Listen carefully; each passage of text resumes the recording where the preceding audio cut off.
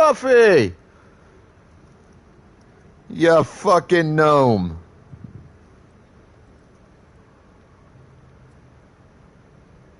What's up, my friend?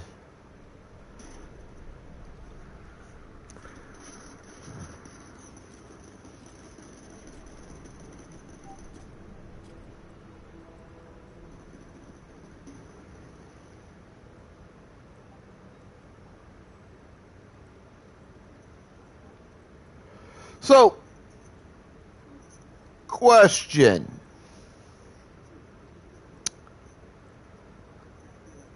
Are you actually 13 years old?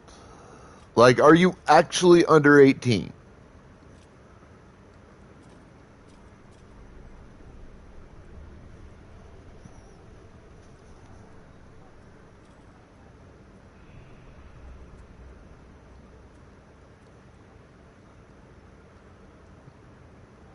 It's important to know this because I am most certainly an 18 plus streamer. A lot of things I tend to talk about that aren't necessarily appropriate for those under the age of 18.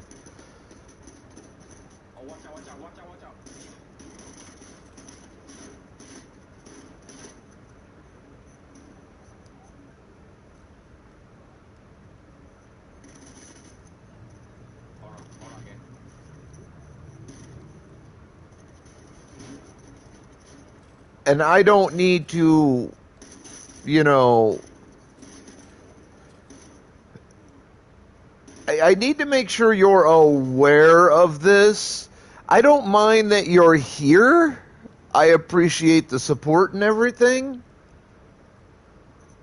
But I also need to make sure I'm doing what's necessary to protect myself from a legal standpoint.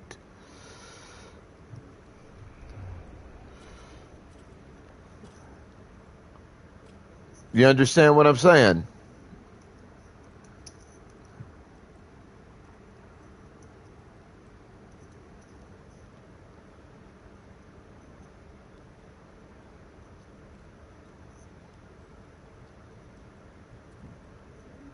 So, you know, I don't mind you being here. Just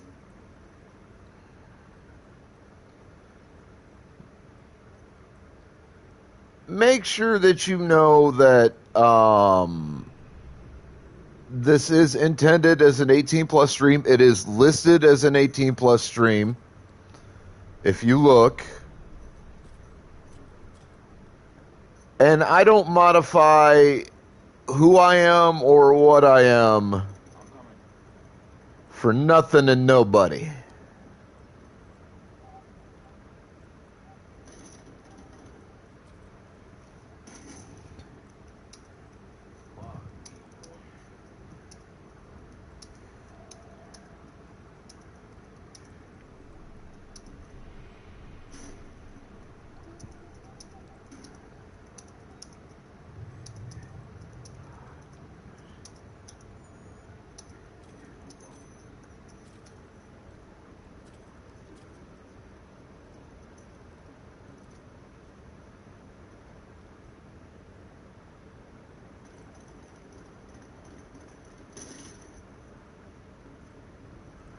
So, fair warning.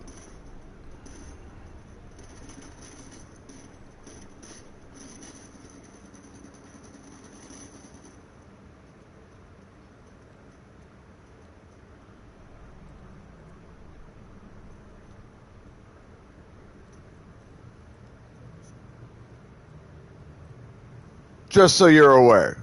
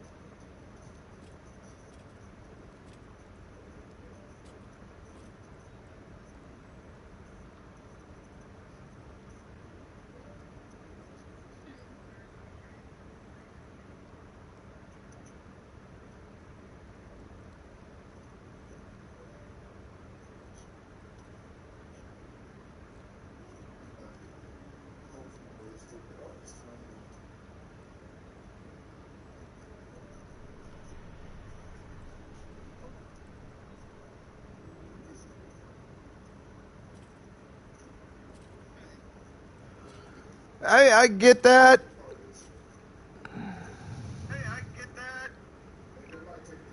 but as a responsible adult and streamer, I just need to make sure that you are entirely cognizant that my content is never intended for those under 18 for legal and liability based reasonings. Because I'm not going to risk my ass. You understand what I'm saying?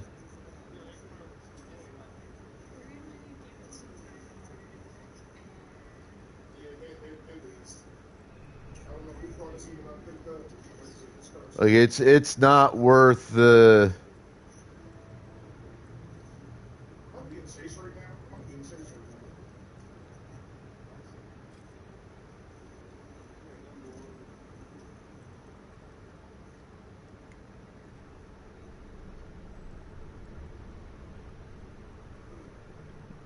It's not worth the risk on my end.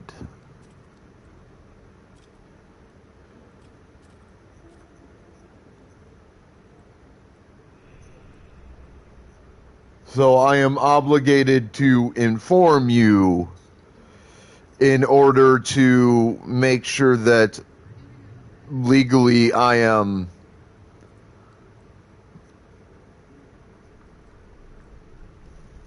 putting myself where I need to be. Now, I'm not necessarily going to, kick you out or nothing. I don't see the point in that. So far, you've been a pretty decent fella, and I'm not going to punish you just because you're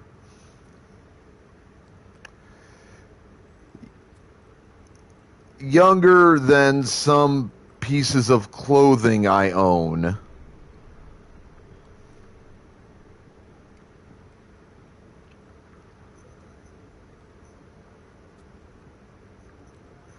Which is a weird fucking comparison to make if you think about it. I got clothes that are your age and older.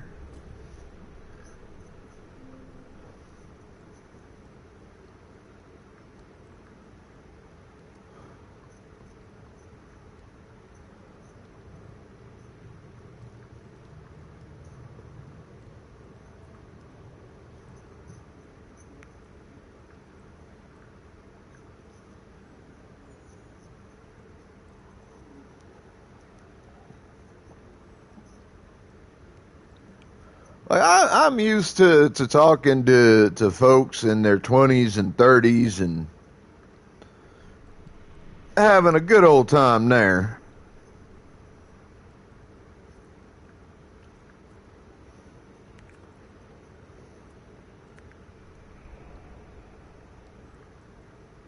And I don't have any clothing that I know of, I could think of off the top of my head, that's that old.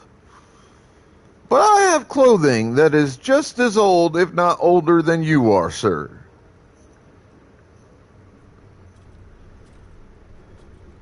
Hell, I'm about old enough to be your granddad.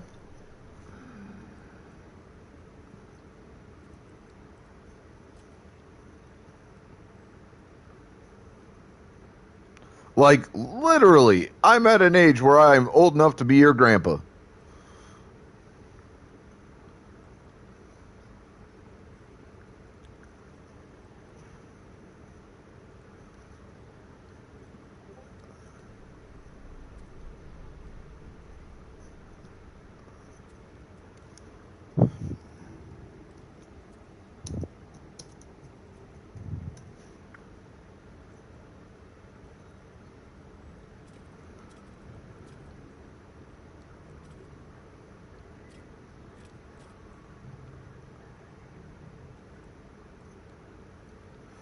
Like, technically,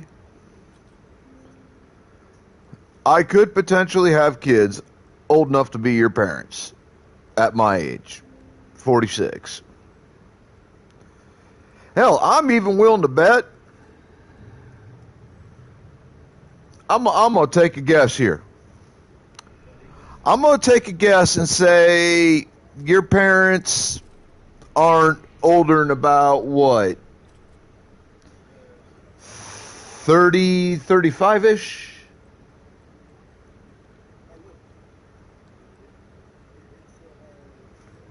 That about where we're sitting at?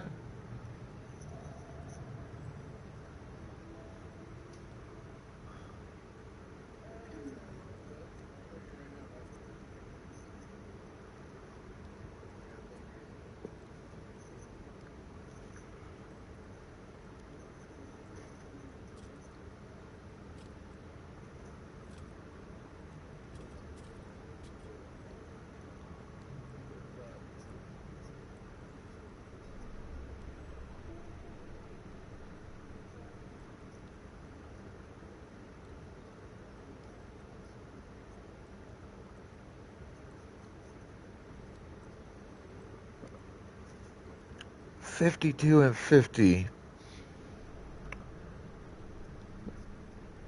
So your mom and dad had you when they were in their late 30s?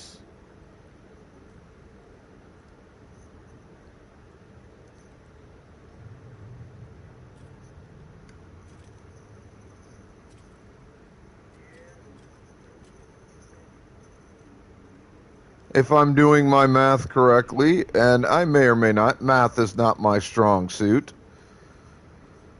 Matter of fact, it is my weakest subject by a long country mile. Oh, step pops. All right, so your mom would have had you. Oh, you're adopted. So they're not your step parents, then they're your adopted parents. I know a little something about that. I'm adopted myself. I was adopted when I was exactly 8 years and 22 days old to the day. My birthday is July 9th, 1979.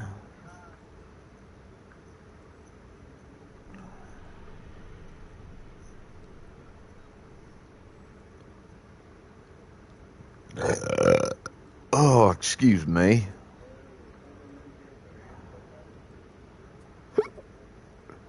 And my date of adoption was July 31st.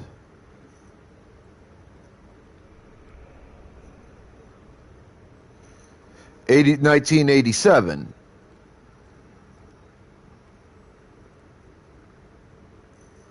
So, like I said, I was 8 years and 22 years old to the fucking day.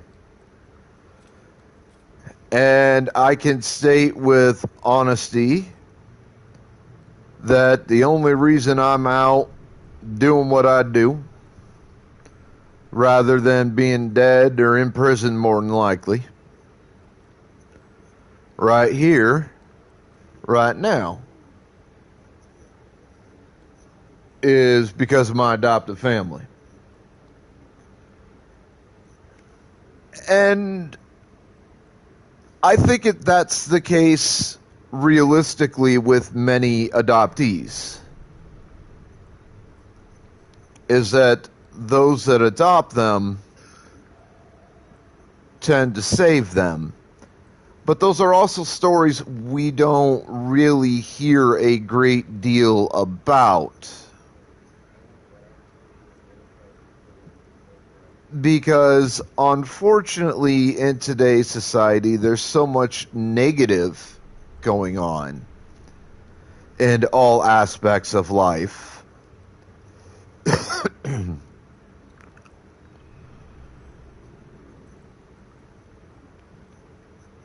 that the negative ends up being what we most often hear about.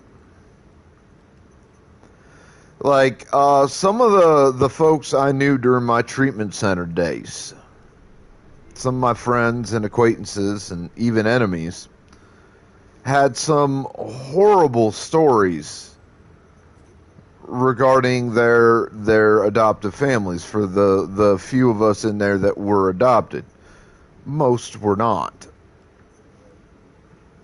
At least during the era I was in with all that shit. That may have changed in the last 30 odd years.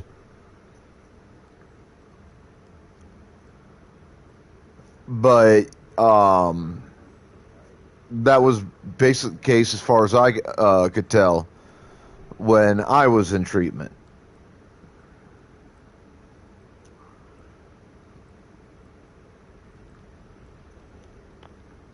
Like, most people had horror stories regarding their families, but it wasn't adoptive families. It was like, oh, my uncle did this and that and whatever to me, or it was my grandma and or my grandpa, or, some biological relative or other.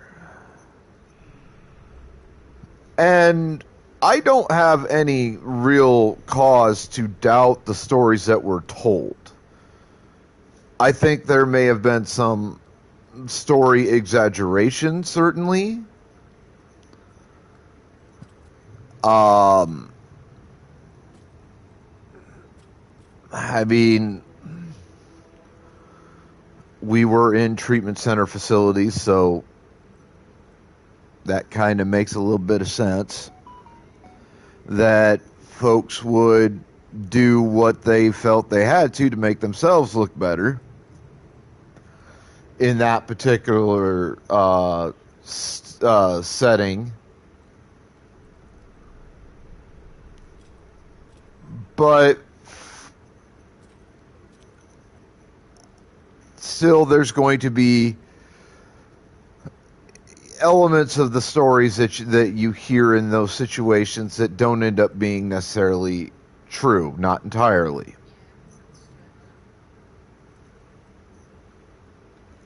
And I get that.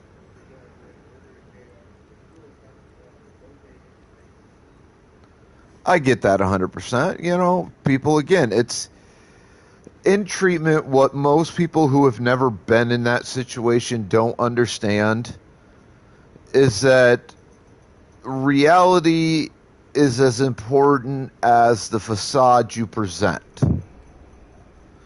Maybe less important in a lot of cases.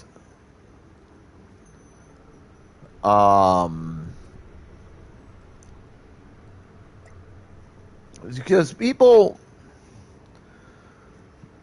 in these facilities, there's really, honestly, two types of people, two variations of people in those facilities. You have predators and you have prey. And I don't say predators as in like they're coming to try to molest you or anything else. No, it's basically it's a bully versus non-bully style culture. And you need to present yourself in a fashion that makes it so that the bullies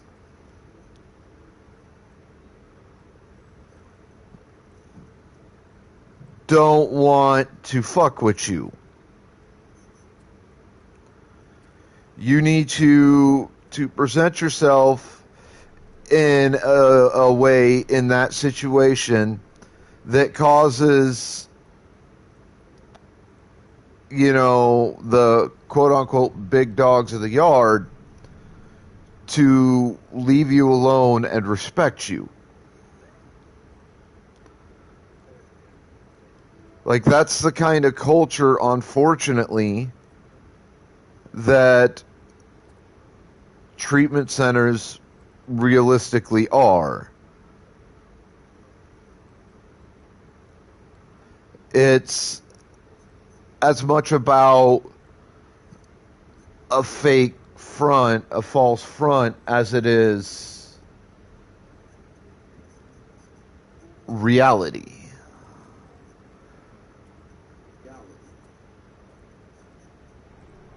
Like, I look back on my days in these facilities, and I remember some of the kids that I was in there with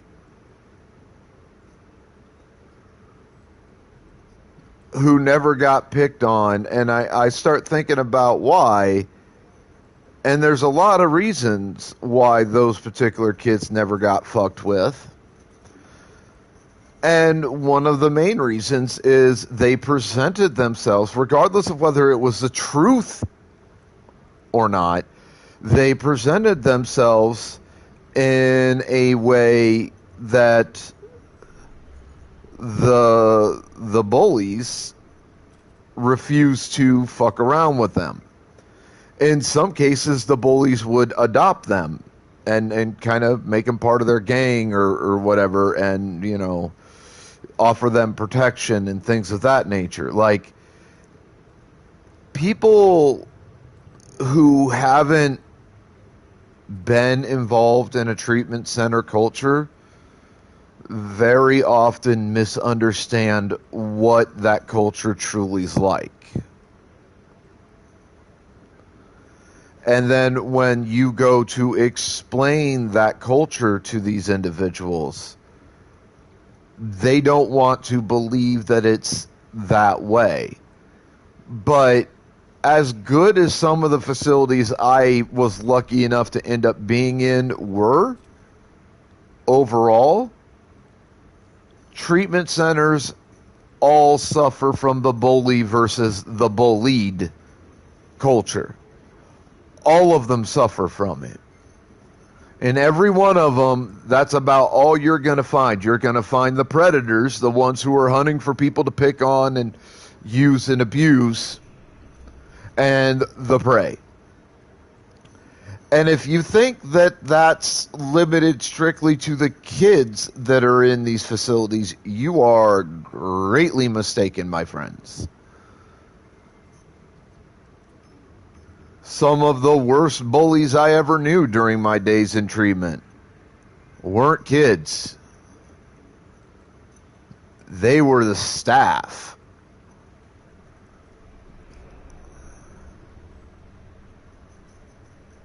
Like, it comes at you from every direction.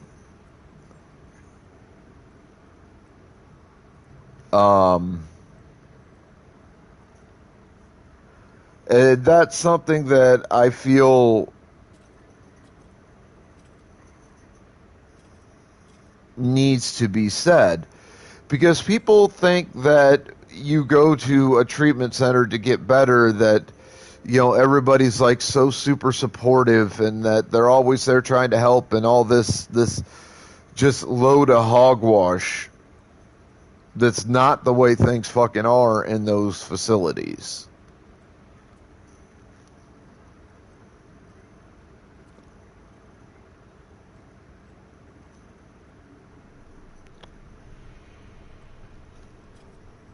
Yes, you're going there allegedly to get better, and some facilities, at least in my personal experience with facilities I've been to, are really good about helping you out and teaching you and putting you on the right track if you're willing to listen and learn. Some of those facilities should be burned to the fucking ground.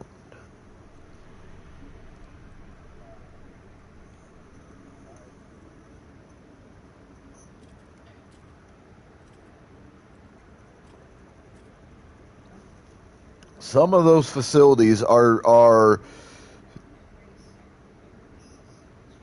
the intention behind their creation was a positive intention, at least to a certain point. The follow through is where the problem is.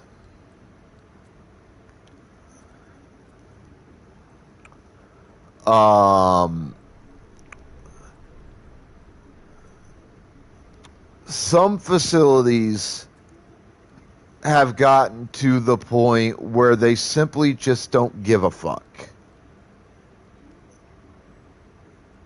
I mean, they get kids in there who come from a bad place, ended up getting a bad rap because of it, because they didn't know there was a different path that they could take. Or if they knew, they weren't allowed to try to take that path. They were forced to remain on a specific path that was detrimental to them.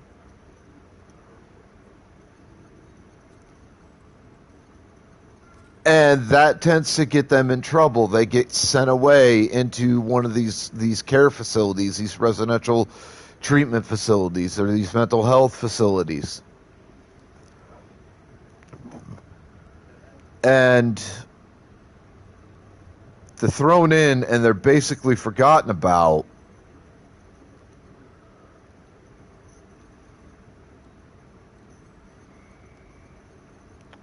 And these are terrible places to have these kids. That's not where they should be.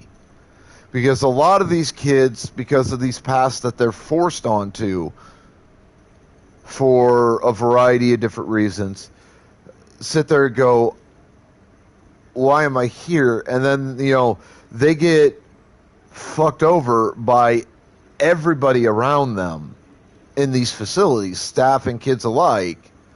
And the courts don't want to fucking listen, so they're getting fucked by the courts. Oftentimes, parents are a part of the reason why they got sent there. So, the parents may not give a shit. The parents' attitude may be, oh, this will toughen them up, or, some bullshit along those lines. We all know the kind of parent I'm talking about here. We've all heard of them. Hell, some of us have experienced them.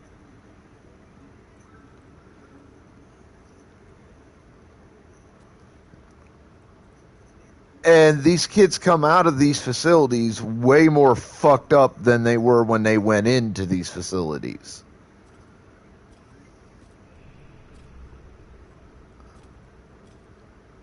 And it's not their fault. I mean, it's a breakdown of the fucking system from start to finish, top to bottom. That's what it is. Because a lot of those kids are good kids. Given, the right kind of assistance, a lot of those kids could turn out just as well as I have, if not better than me. I got fucking lucky. I got lucky that I had an adopted mom that advocated for me and fought the courts whenever they wanted to try to send me to one of these worst of the worst facilities. I remember I had a conversation with my mom, my adopted mom, a bunch of years ago, and this conversation sticks out to me because I was starting to integrate all the lessons that I learned from the various facilities I was in, all the lessons life had taught me, all the lessons my parents had tried to teach me over the years. I was really settling down, starting to integrate these lessons into my personal life, and just trying to learn about all these things that ended up creating me as I am at that point, and in the me that I wish to be later down the line. But I knew I couldn't be at that point because I still had a lot of growing and learning to do. And my mom told me that there were a couple of times where my state tried to send me to facilities that were almost literal death traps. Mom said she would go to tour facilities that they wanted to send me to.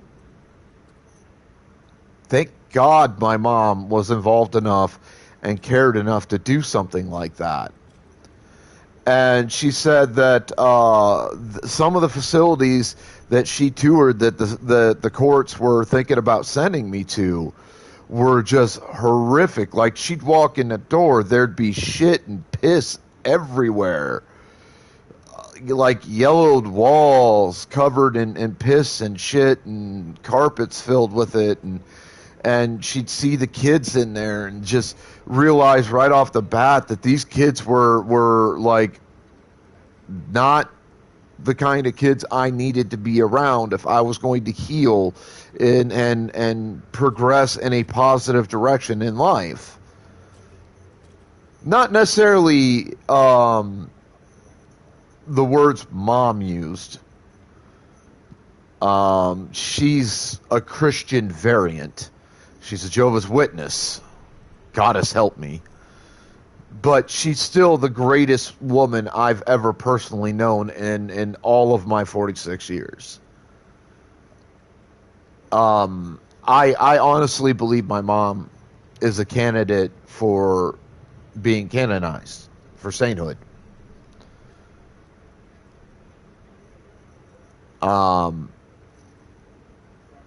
Neither here nor there, though. The point is that my mom advocated for me. My mom fought the court system and the foster care system on my behalf. And she won. Those facilities that she toured that were literal hellholes, I never got sent to a single one of them after the first one I went to, which was a place called the Mental Health Institute Cromwell Children's Unit in Independence, Iowa. That was a terrifying facility. Creepy in ways that most people can't imagine. Shut down after a period of time, as far as I understand it. That may or may not be true. I'd have to look it up, but yeah, that was a bad place. And out of all the places I got sent to in my treatment center years, both pre-adoption and post-adoption, MHI is the one place I was proud to get kicked the fuck out of. Like, I was there 7 or 8 months and before I got sent to a new facility, and let's just say that my behavior worsened so bad and I became such a horrible person as a survival mechanism during my time there that they threw like a literal fucking party the minute I stepped in the car with my worker to be driven to my next facility for the intake process.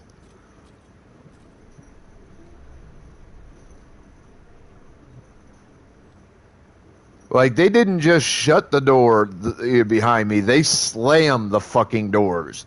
And were like, don't ever fucking return here. We never want to see your face here again. And I was, at the time I wasn't necessarily proud or happy. I was confused. I was conflicted. I was pissed beyond pissed. I was in a very terrible place mentally and emotionally, which put me in a terrible place physically in terms of acting out. But I look back on that better part of a year I spent in that hellhole,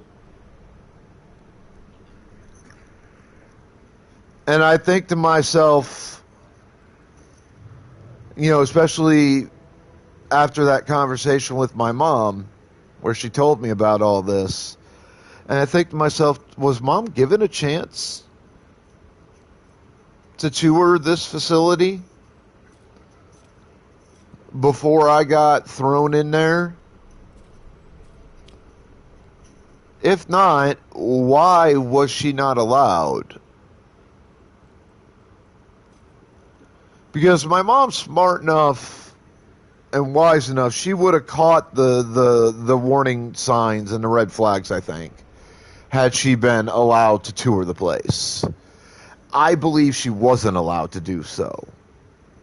I believe that the reason that she started being allowed to tour facilities they were thinking about sending me to was I kept very close communication with Mom. I would call her at least once every week or two from the facility. I sent letters on a pretty consistent basis describing my experiences at the place and how they affected me. Mom was made as fully aware as a 12-year-old, 11 or 12-year-old could realistically make her be aware of in terms of my experiences there.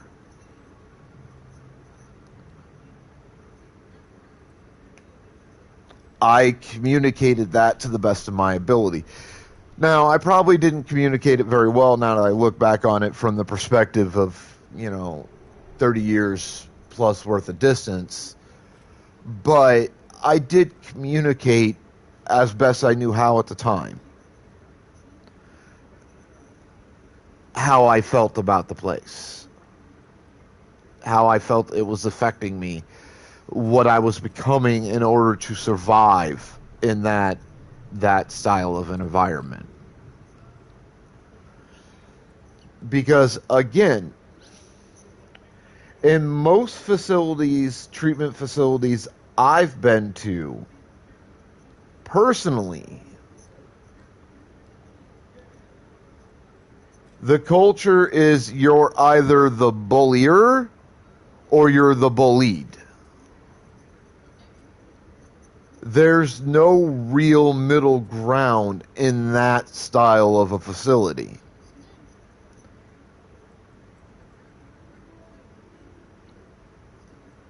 Many of the other facilities I was sent to, that was not the overarching, pervading, just drowning you in it culture. It was a culture, certainly. And there were certainly people in those facilities that attempted to perpetuate that culture. But there were enough of us that didn't want any part of it that the ones that tried to perpetuate it never got far. And there were enough staff members who were fantastic fucking people that style of culture, at least when I was in those facilities, never really had a chance to take root and grow. And, it's a miracle that ended up being the case.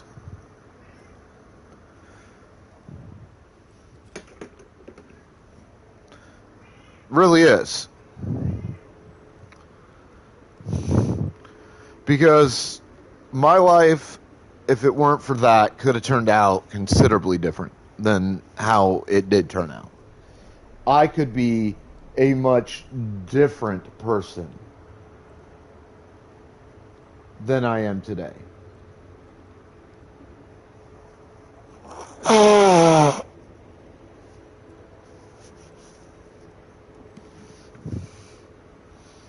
So, I guess today's educational message is going to be this. Many of us have rough patches in our lives.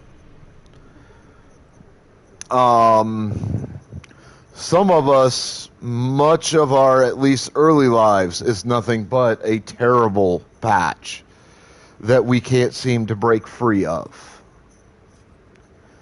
Because we're not taught how to do that.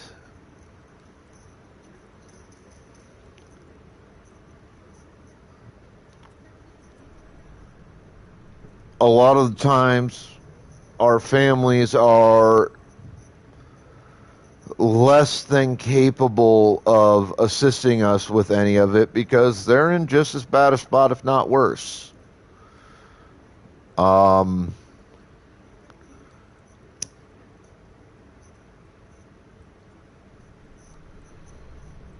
and it's unfortunate. It's very unfortunate that that tends to be the case. But my lesson to you is, first off, you need to understand that the path you're presented is A, not always the best path for you, and B, is never the only path available. There's always a different path. There's always choices that can be made that will change your life one way or another. And I implore you to try to make the right choices as best as you can. It's not easy. I know that because I've been there. For a while, I went down the wrong goddamn road.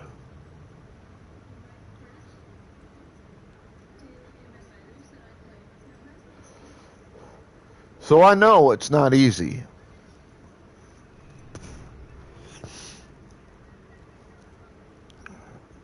But it's necessary. And that's your key right there.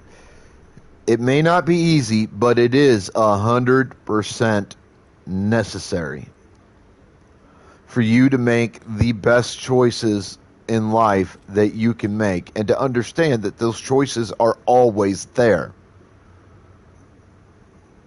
You might have to dig for them, but the choices are always there. Find them, make them, be the best that you can be.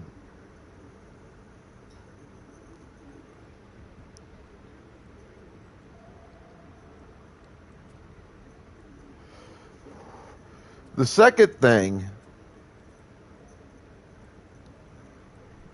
and this is probably the most important part that I want to impart onto you today. Build that positive support system. I don't care who the support system is. It could be your actual family. It could be your adoptive family. It could be your step family. It could be the family of a friend. Because blood is not always what makes you family. Family is those that have your back, that stand by you, and that do their best to help you at every possible step along the road. That's what family is.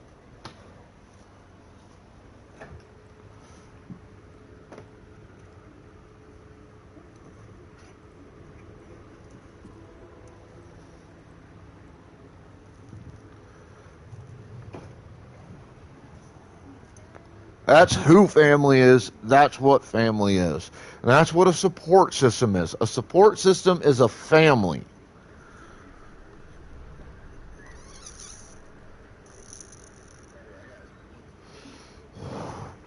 Support system is a group of people who've got your back through the bad and the good times.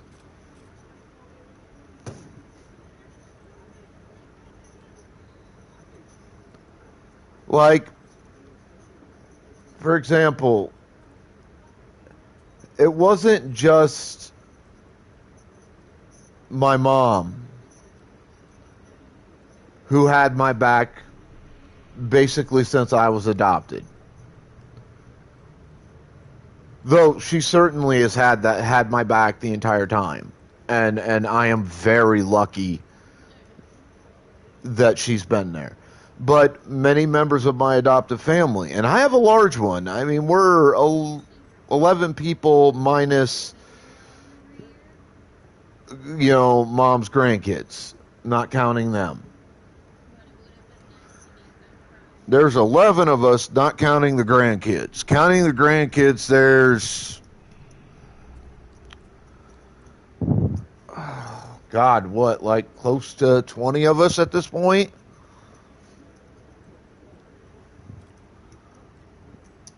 If not over 20.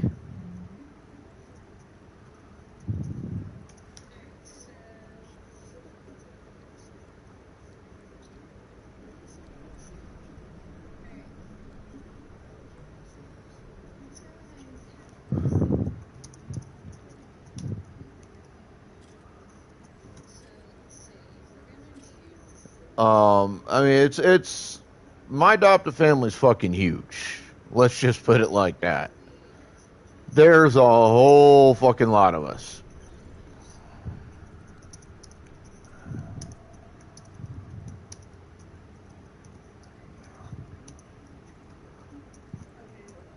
And most of that family, at least the like my siblings,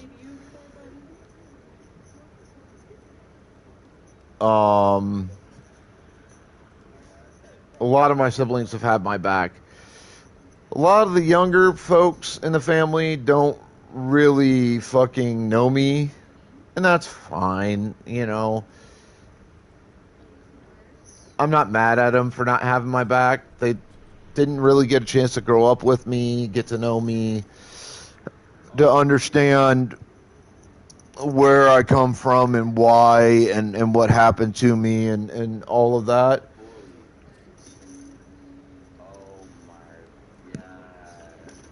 I have the best relationship with those members of the family as I can manage at this point,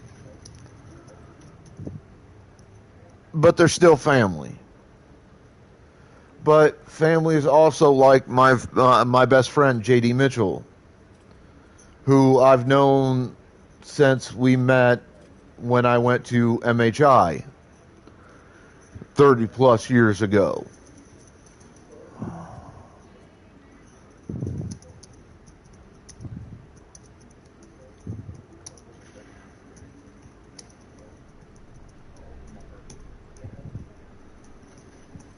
I may not have seen or talked to this guy in 20, 30 years.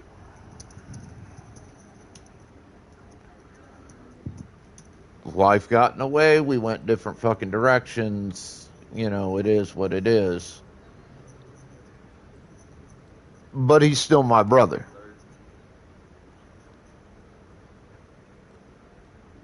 I am pretty much 100% confident that if we were to run into each other today, we'd have our backs, we'd have each other's backs just as much now as we did 20, 30 years ago.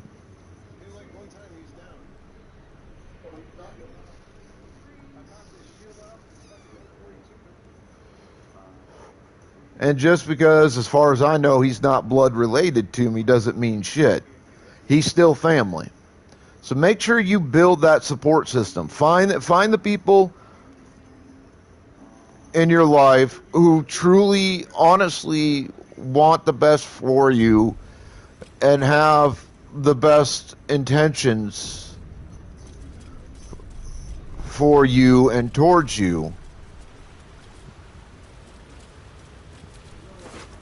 And make sure that you keep those particular folks close.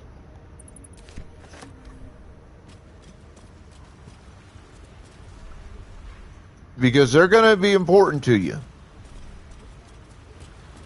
They're the ones that you're going to turn to when you need someone to have your back.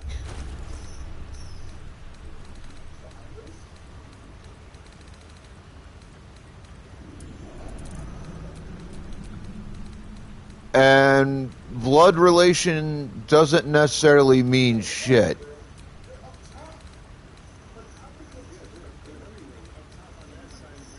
To be honest, most of the people I know that I am related to by blood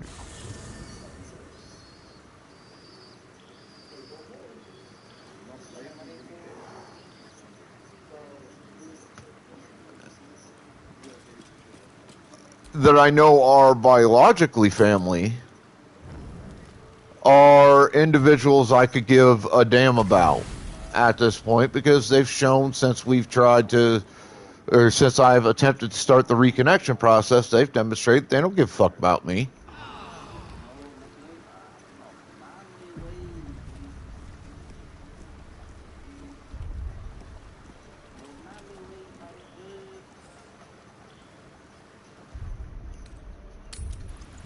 They've shown no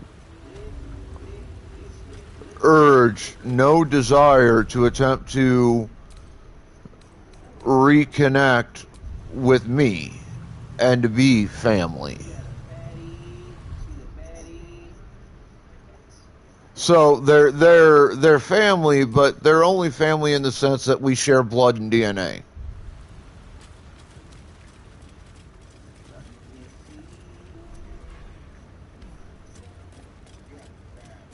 And while I'm the kind of guy where I'd happily enough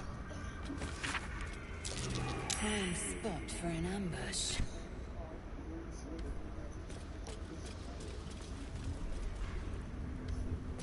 help them out given the opportunity,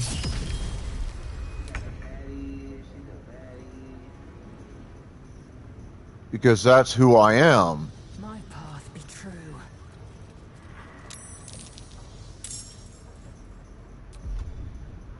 I don't see them extending me the same general courtesy.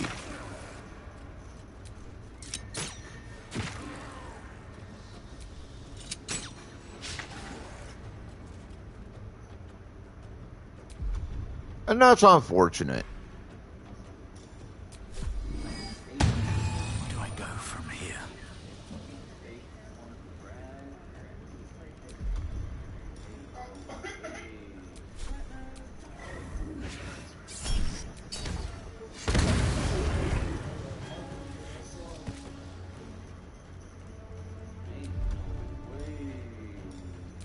You've made a great mistake. What path lies before me?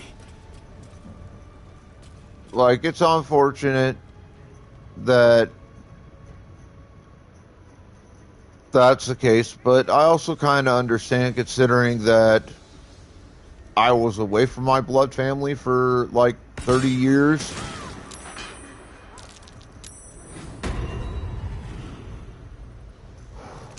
Almost 40 years, actually, before I got an opportunity to attempt to reconnect with them. Coming through.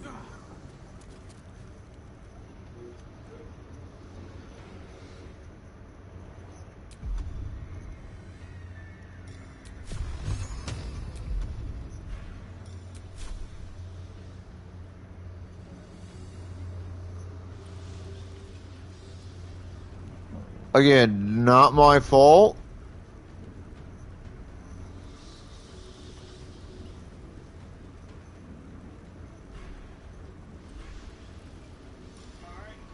Not a situation I had control of.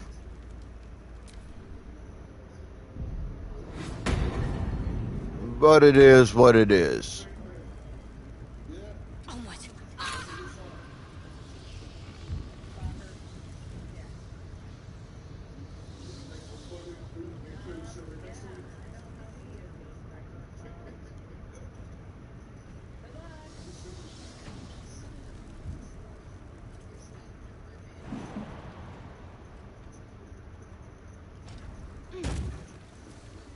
But like I said, family isn't always blood. Taking position.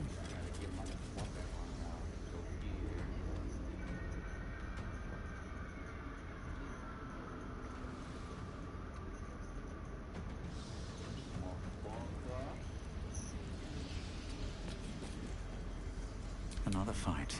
Let's go. Breathe deep and move.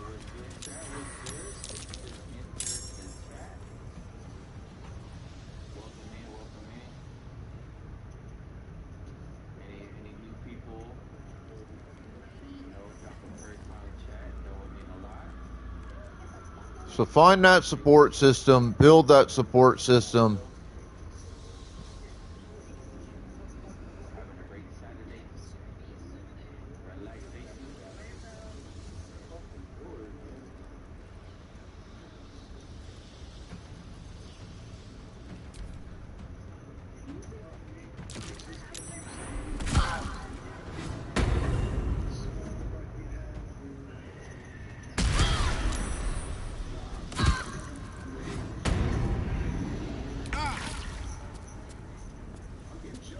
Just make the best choices in your life that you can.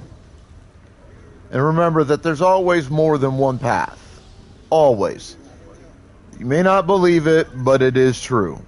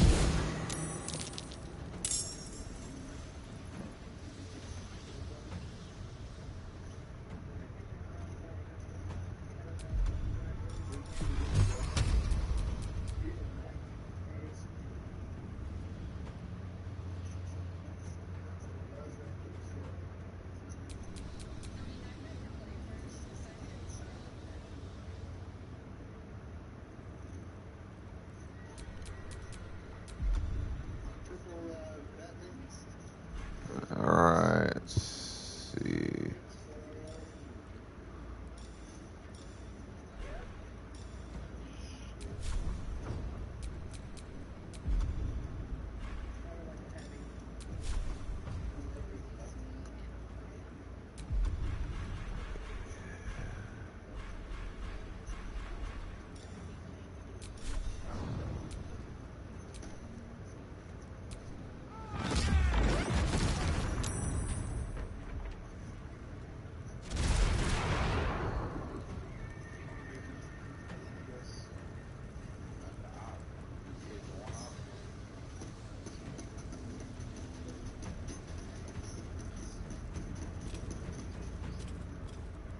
Two steps at a time.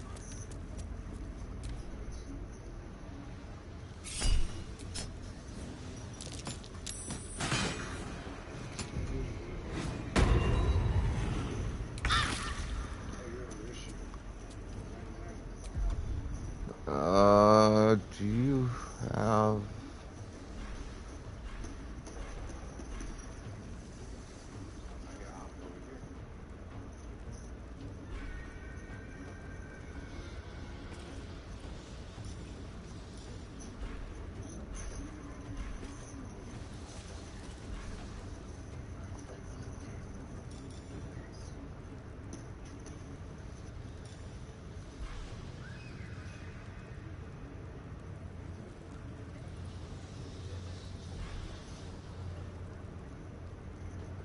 You don't. That is unfortunate.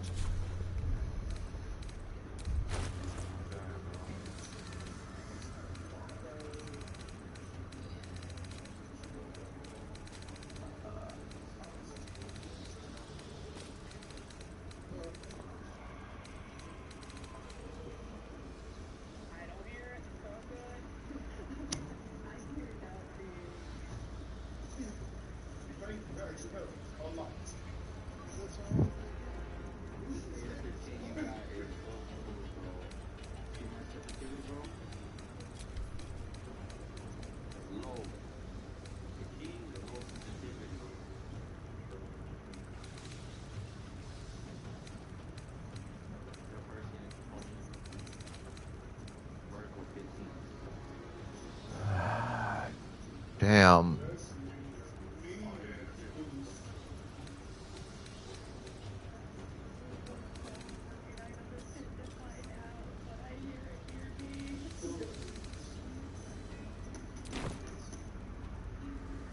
Got to press on.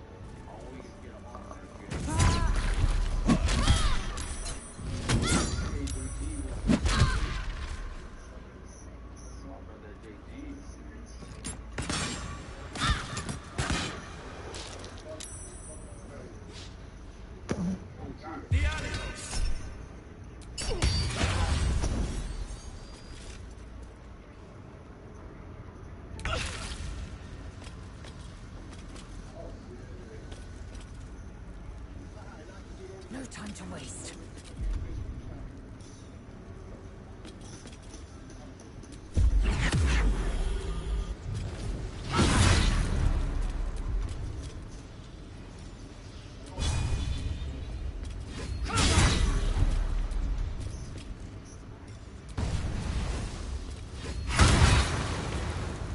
Well, so much for peace.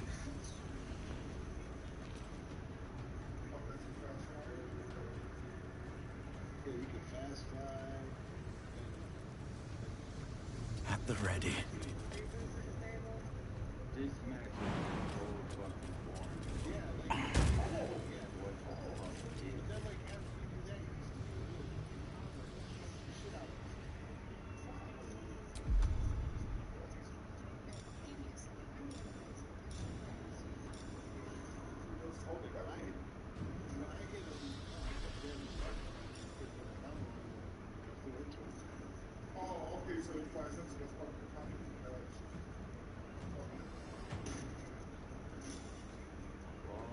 Hmm.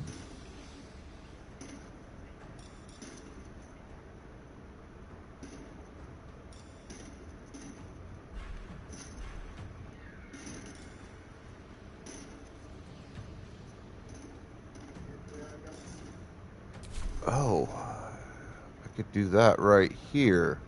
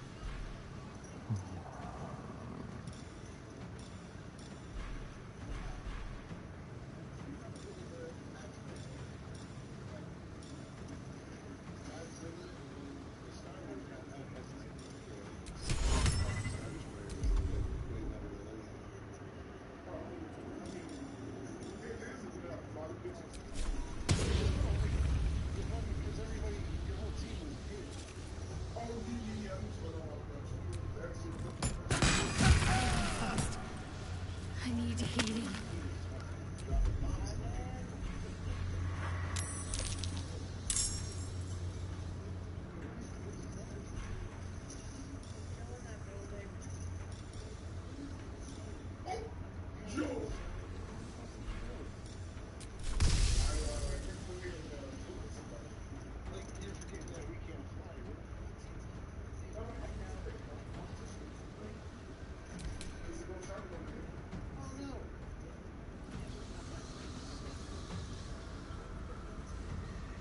Fleet of foot.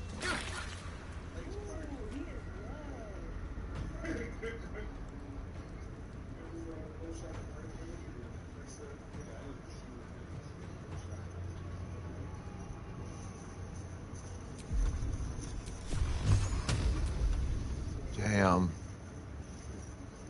Um.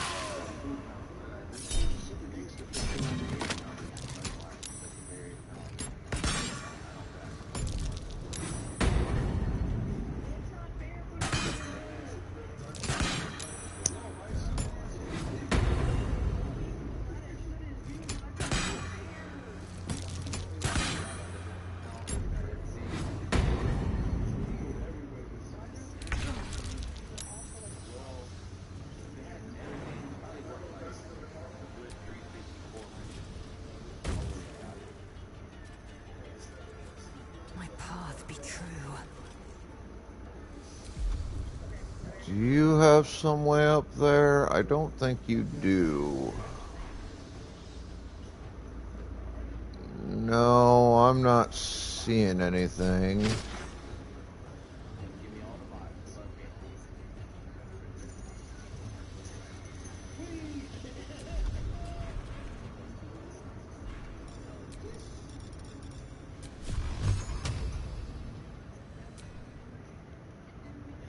Damn.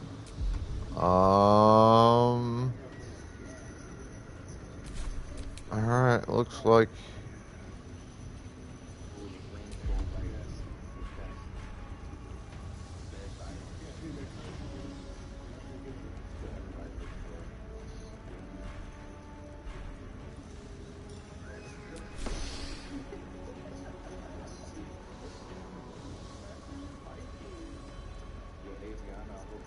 First step is the hardest. Can't slow down.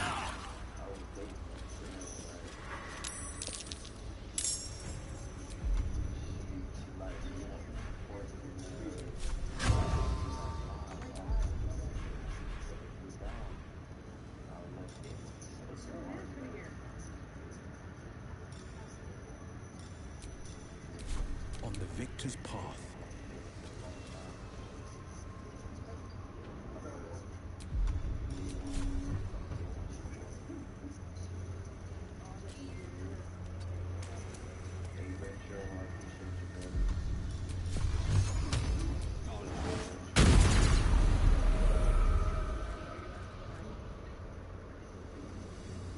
Damn, he took no damage from that. Finding my way.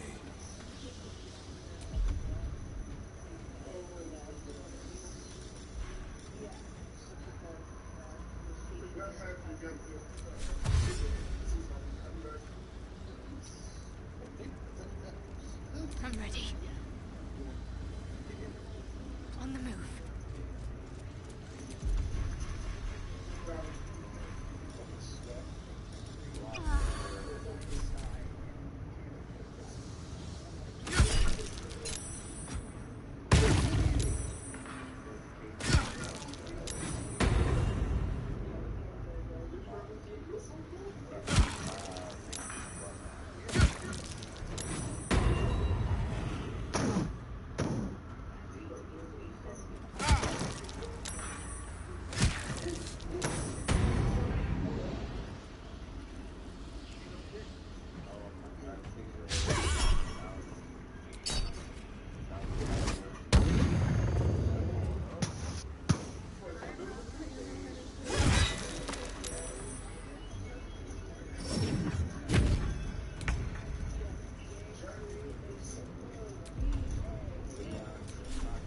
Let my name be known.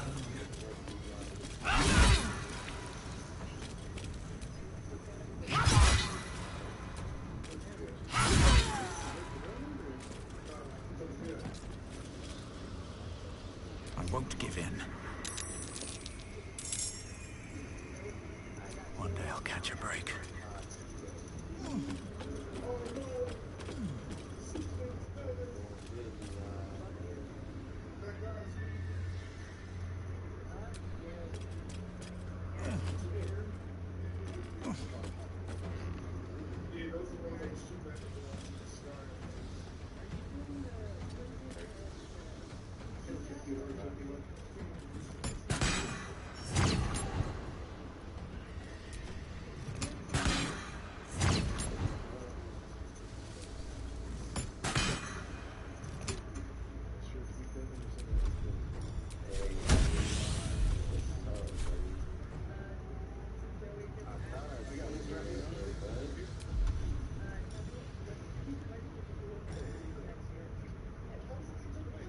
Ain't that crazy how I seen you, Leon?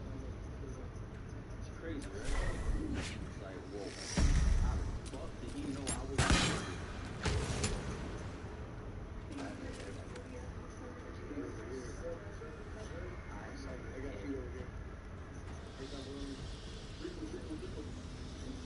Just chilling? Hey, let's go. When's the last time you played?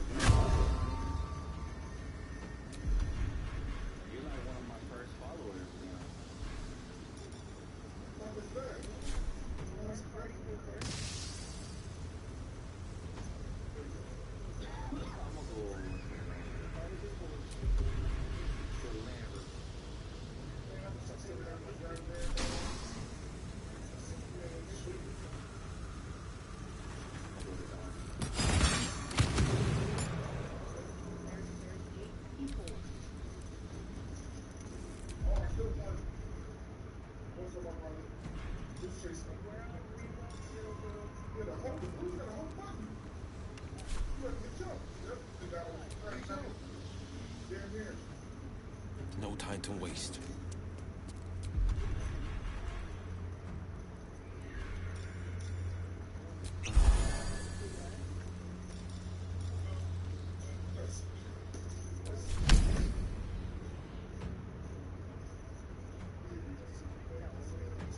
Let's end this. Moving.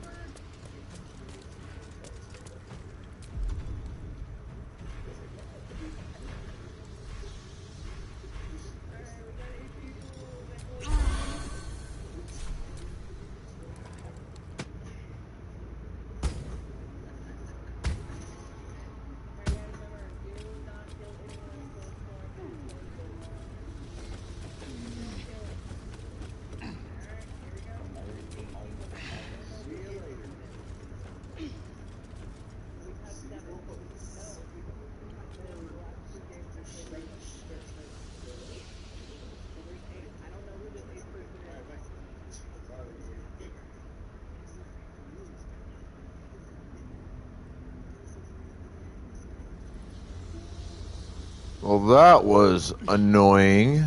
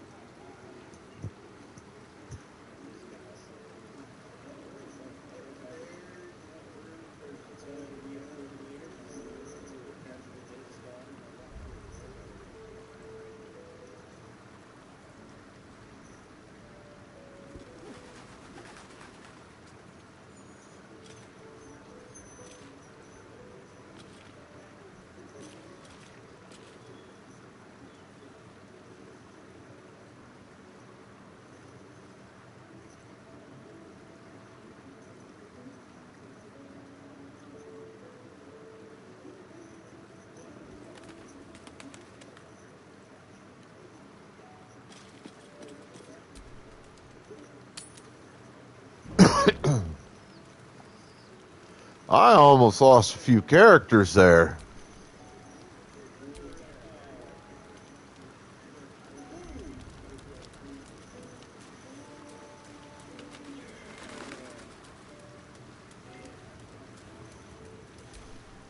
Dog wags his tail, a small bag clenched, but he gives in and surrenders his find to you. Scratch his tongue low.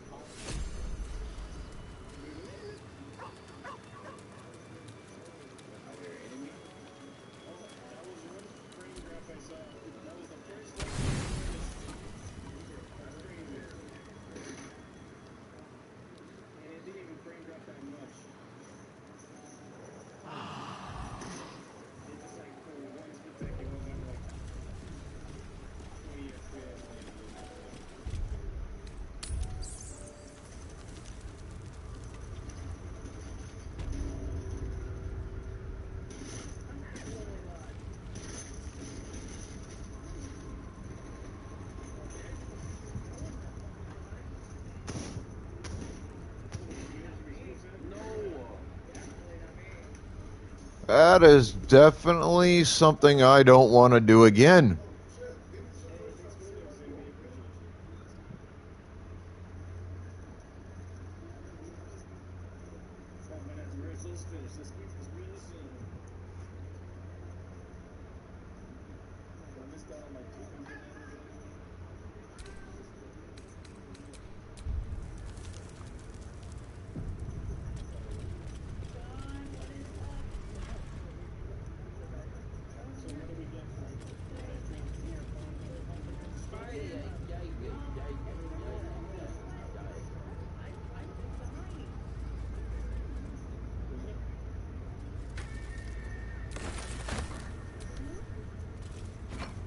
Anything of use?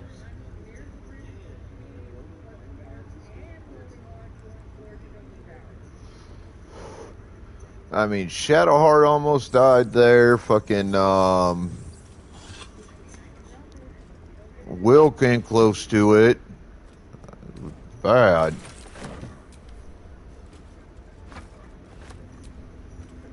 Sorry, bro.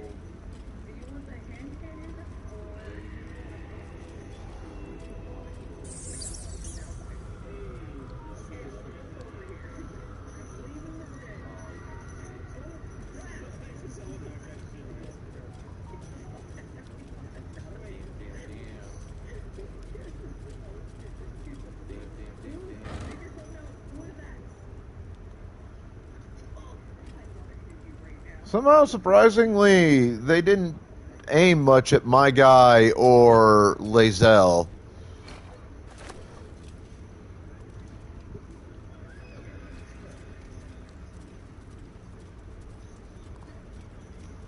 So, me and I guess wife, Lazelle, basically took no damage in that encounter. But, man, they were pissed at Will and they were pissed at Shadowheart.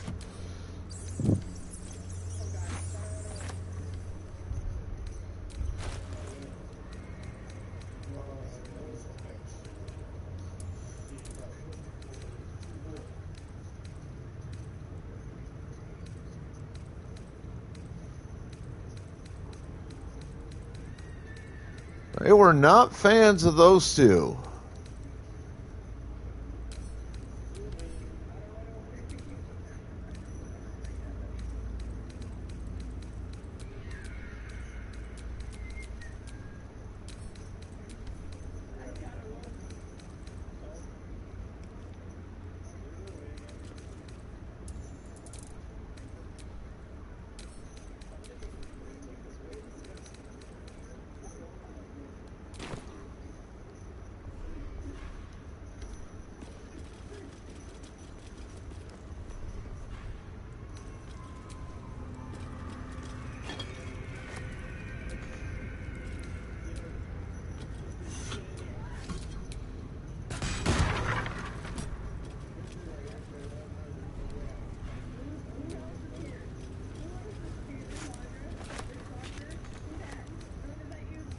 Maybe I need more pockets.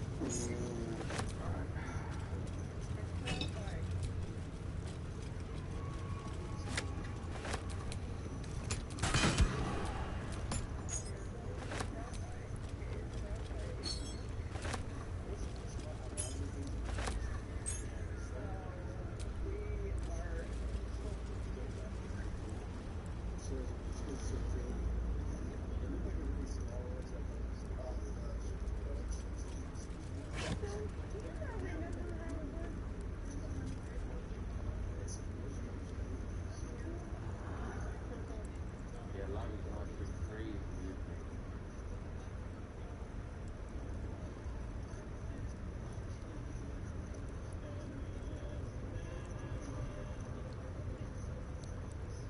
Lobby's absolutely crazy.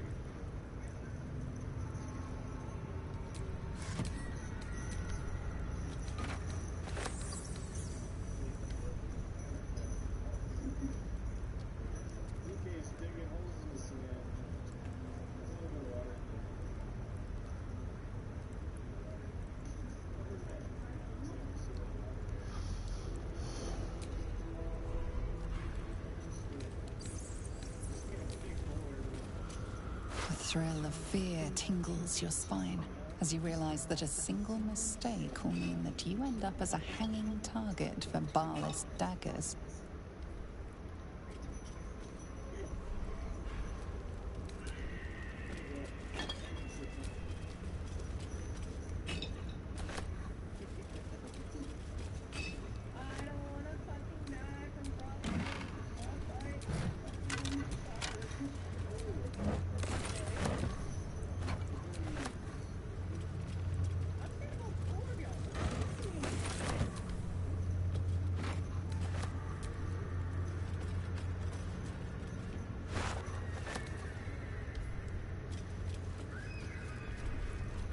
Oof.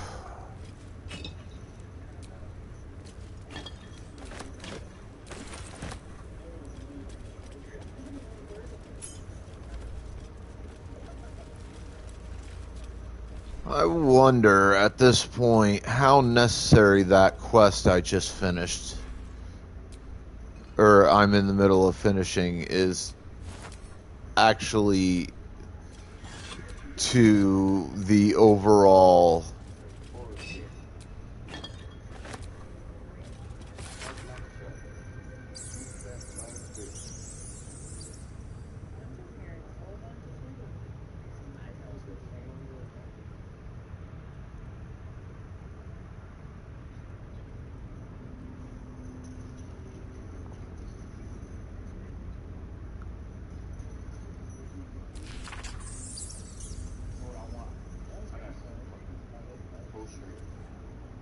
Kosher baby pickles in the fucking.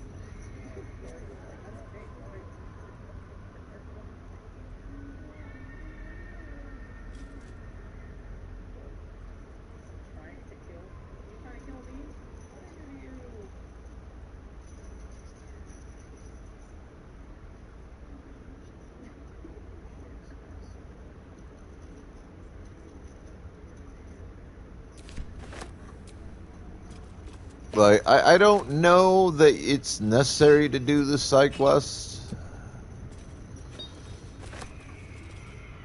I mean, I kind of like to see what you get out of it.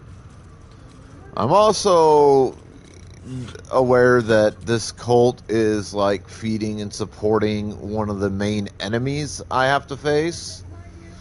So my thought process is that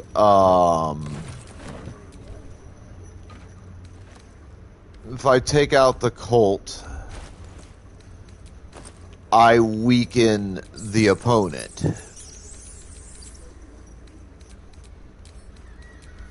Again, I don't know that any of this is necessary. I could just very easily probably avoid all of it and just do the other stuff.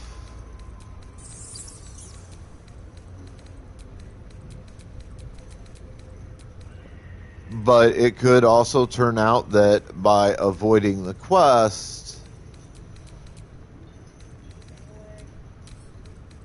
I'm making things much more difficult than they need to be.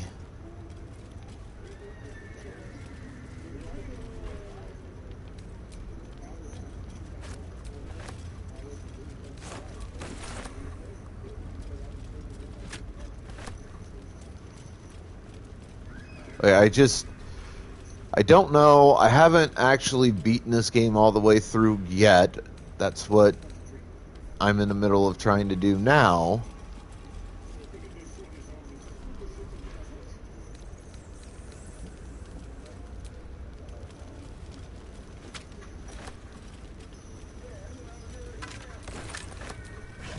So we'll find out how necessary this may be.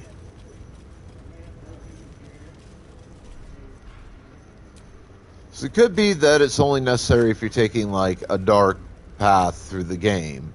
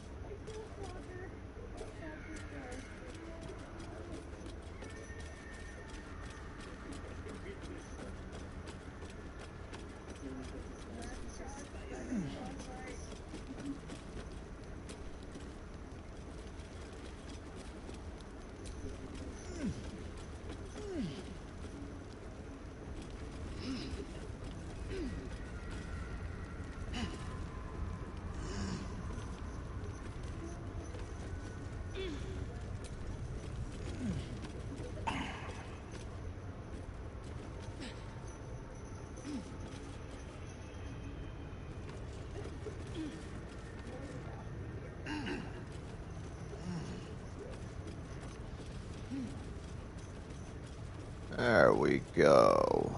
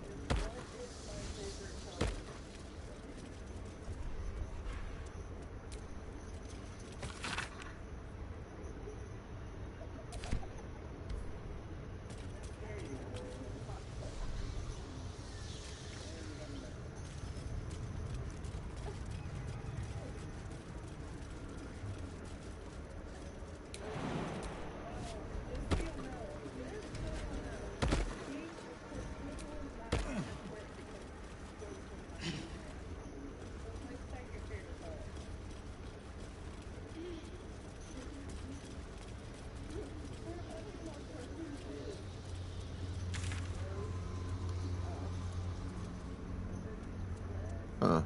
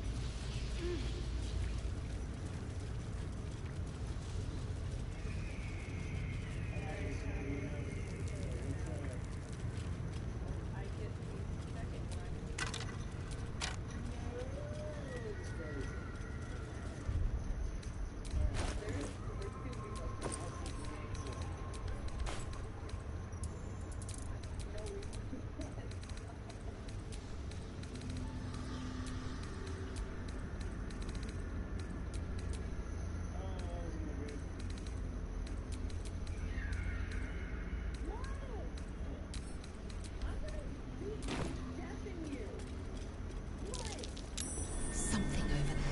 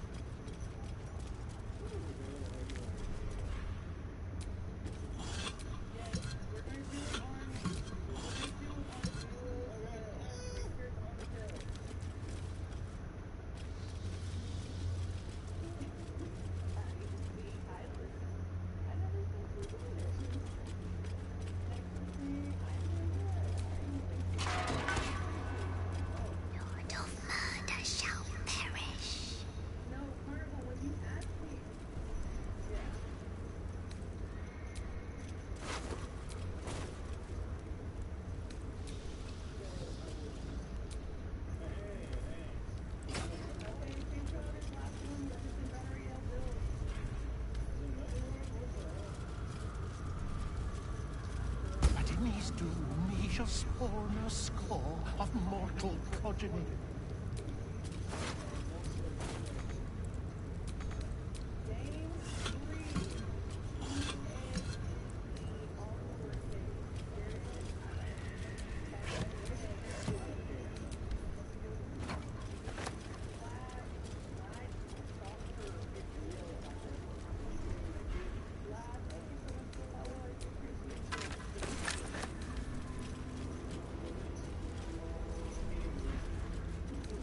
take that.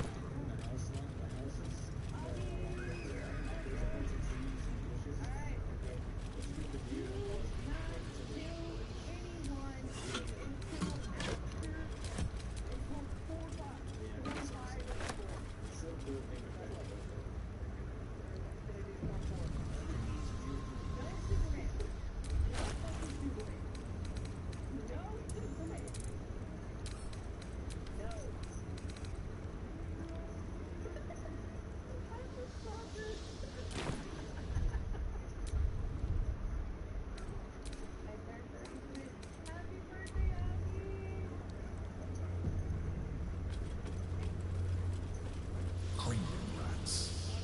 They swarm when an Elden Ring is near. We must be close to its hiding place. As far as I know.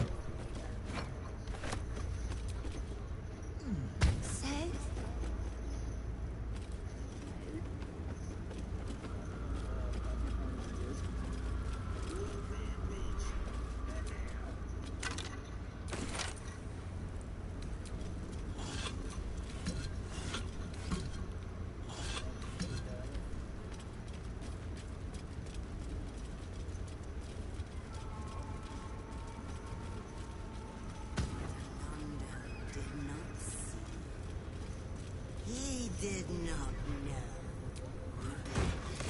He did not revel in the glory of what is to come.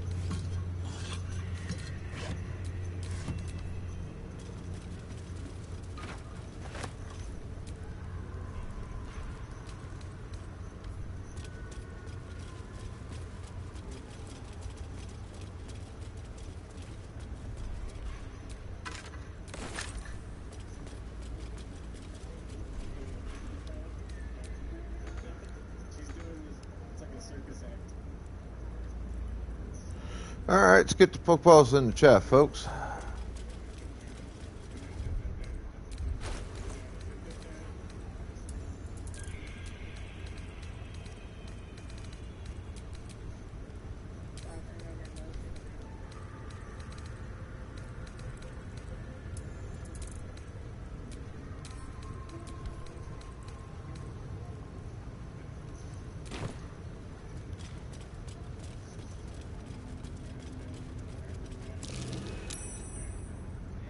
Watch how you go.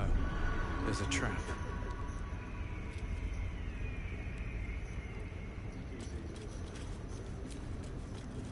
Step carefully. There's a trap.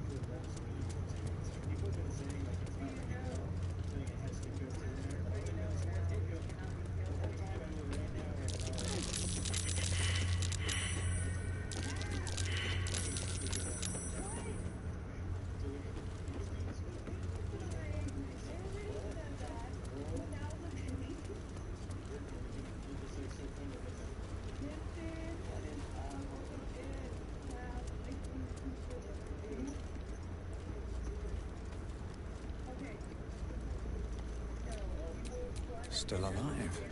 So that's progress.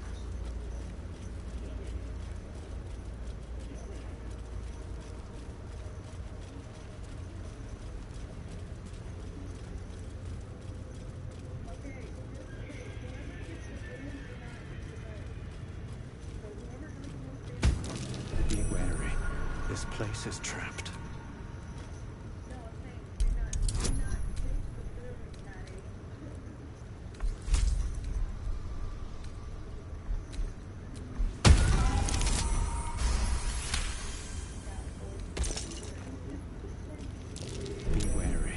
This place is trapped.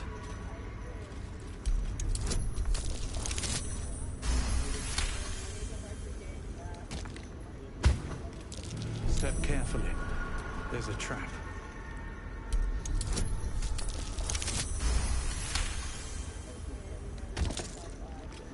Be wary. This place is trapped.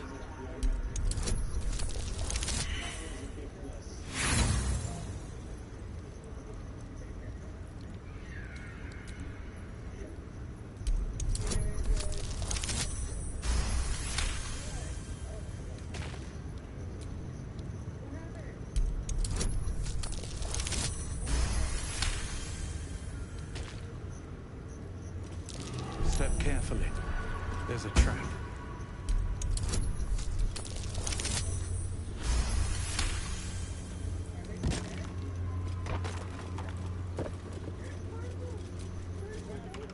Stone seals this chamber against the Baal amulet trembles in frightened awe.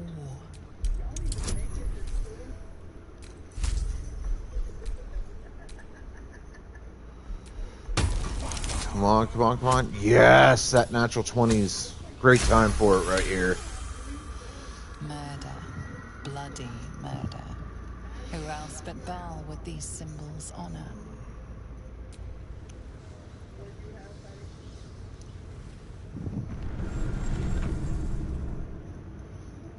Will you return once you cross this threshold?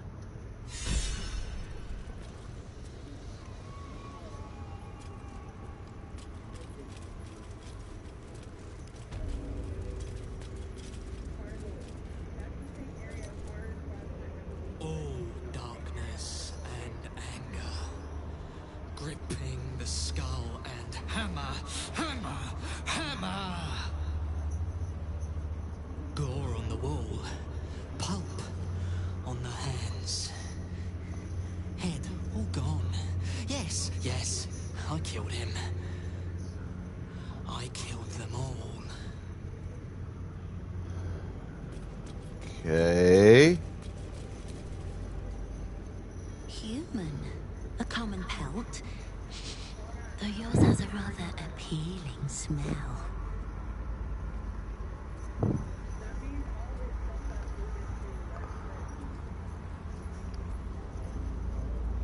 I am already creeped the fuck out. Silence is good. No screaming, no crying, no pleading, no air escapes. When I squeeze, I make sure they're quiet. I made them all quiet now.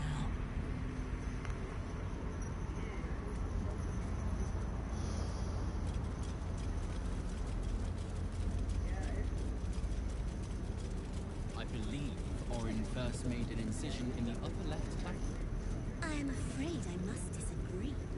Orin's first cut was quite clearly the throat. But was she not toy with the victim? Why begin with a death blow? A properly cut throat does not kill right away. It bleeds the victim. Like a prize piglet trussed up for the slaughter. Yes, you're quite right. Look on this corpse as you would look on perfection. The curve of laceration. Refined. Beautiful. Few mutilate with Orin's skill. Her craft is exquisite. It is a rare honor to see her work. Relish it.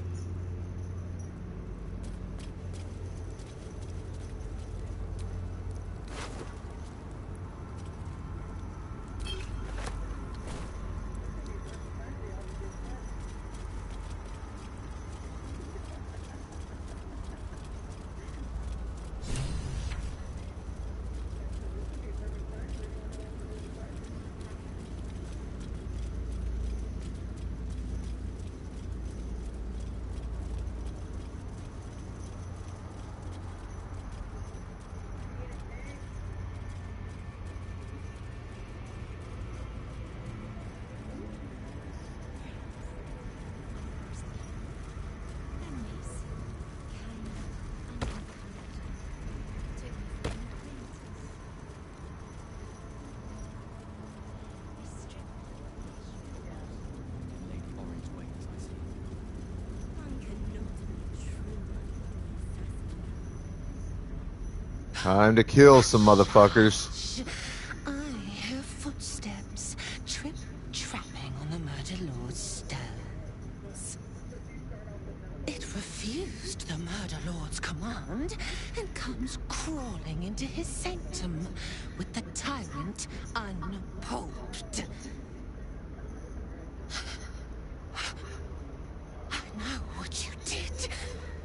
and my grandfather's crimson. He was mine. He showed me how to slice and slit. He guides my dagger still. Oh, did it think it could protect? Did it think it could save? Only the blades can offer salvation.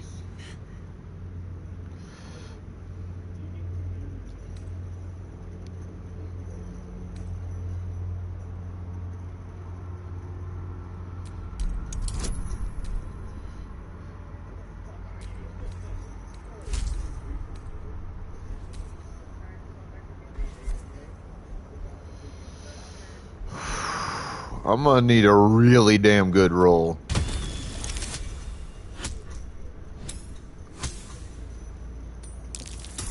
That may have been, yeah, it was just enough. You do not lie, underling. It is your blood I am destined to spill. Your death spit will stain these walls, little lamb. Your murder has been exquisite. A crypt-born effigy to great Baal's bleeding dawn. And now it will be nothing. Come to me, Father. Set my flesh to your unholy purpose.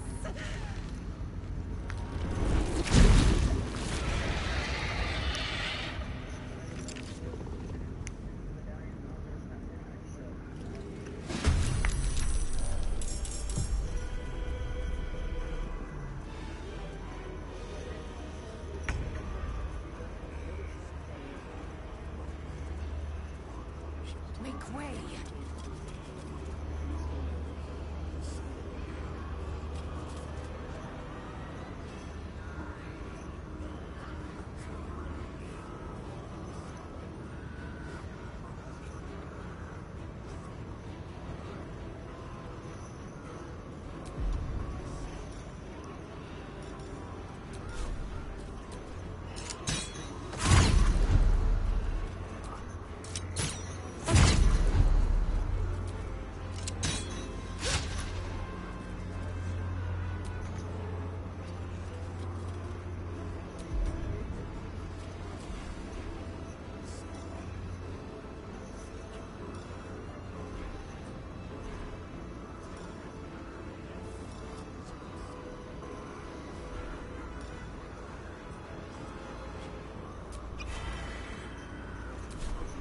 Forever dauntless. No time to waste.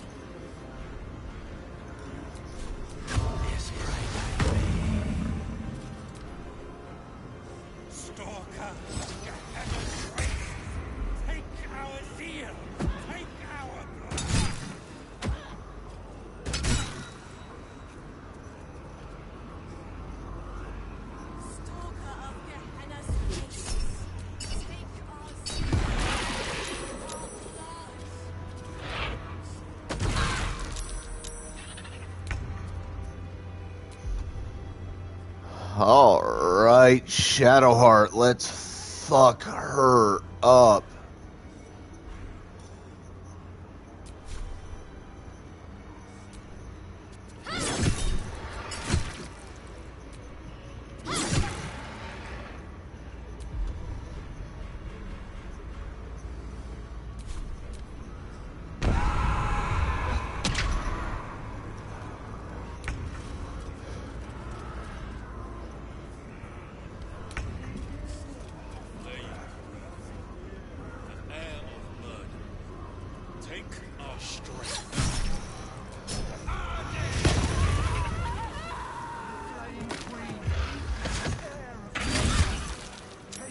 Ow.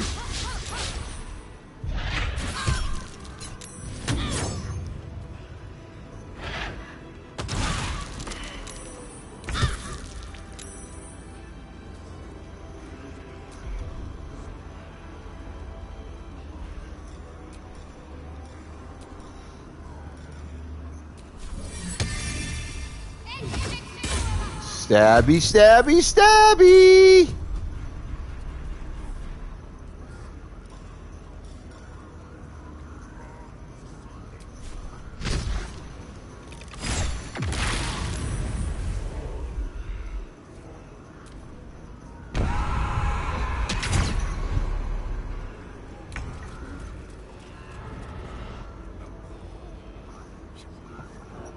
Alright, this fearful condition has gotta fucking stop.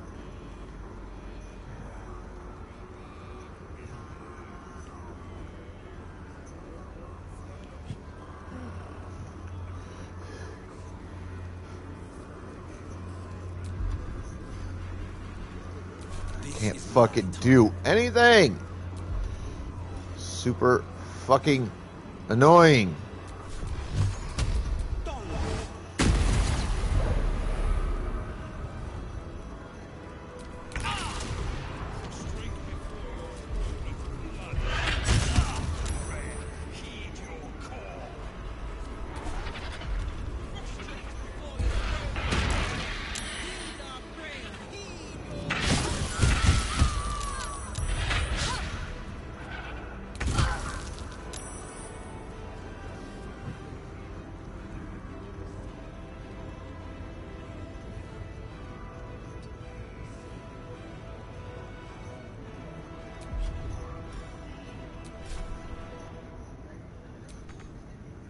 Can't give up. Not now.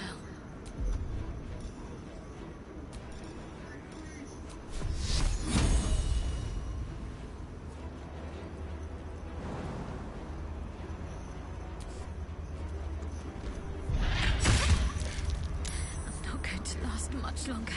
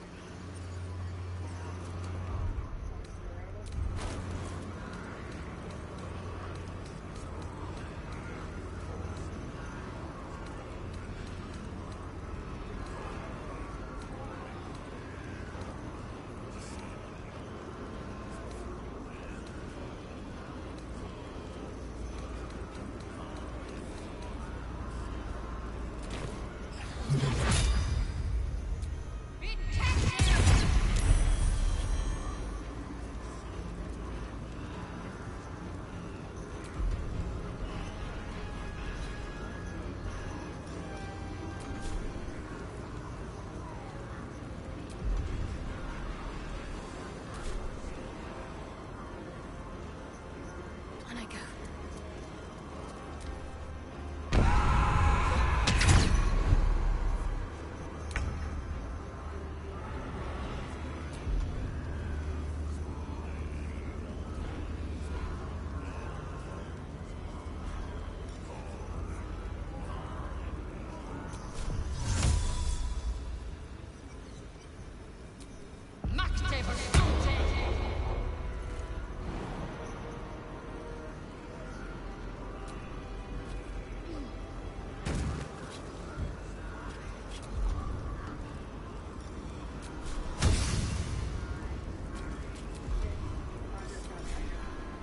I will not know failure.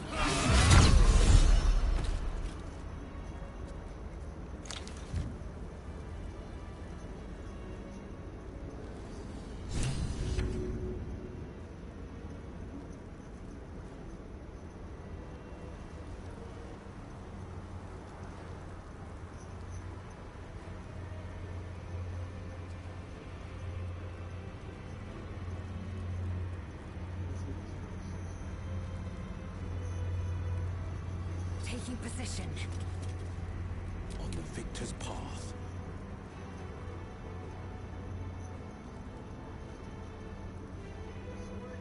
Curious.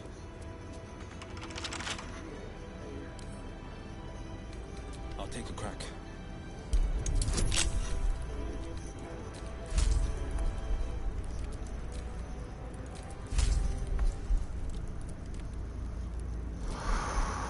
Come on, baby.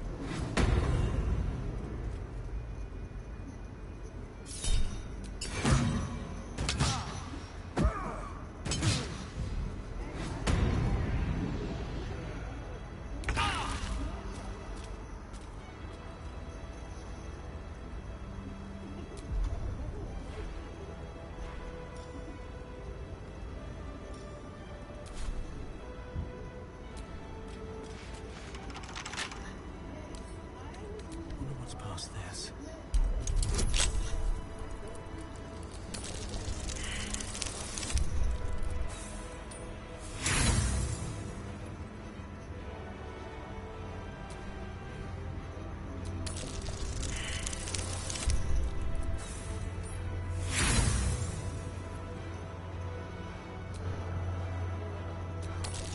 Come on, come on.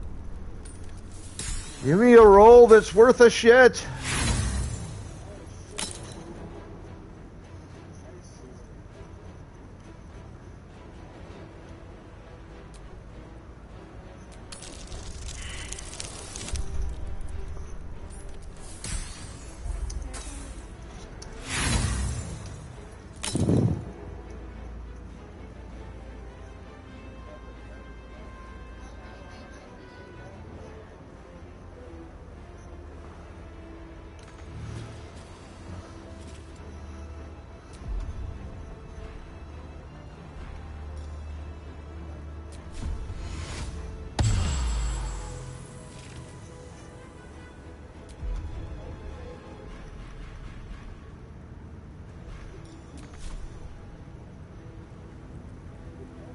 Don't waste a step.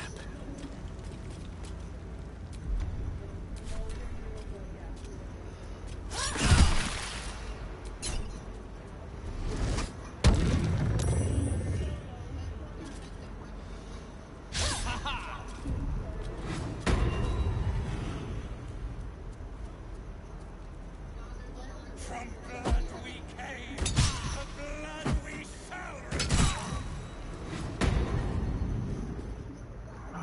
From blood we came, to blood we shall return.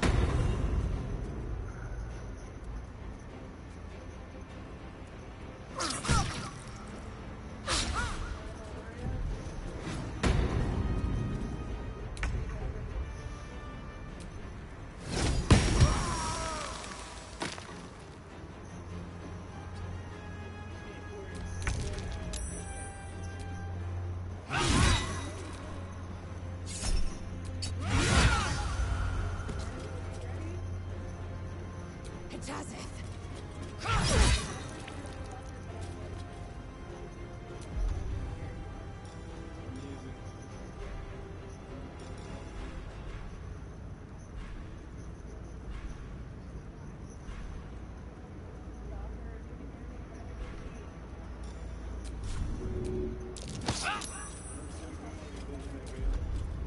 No holding back.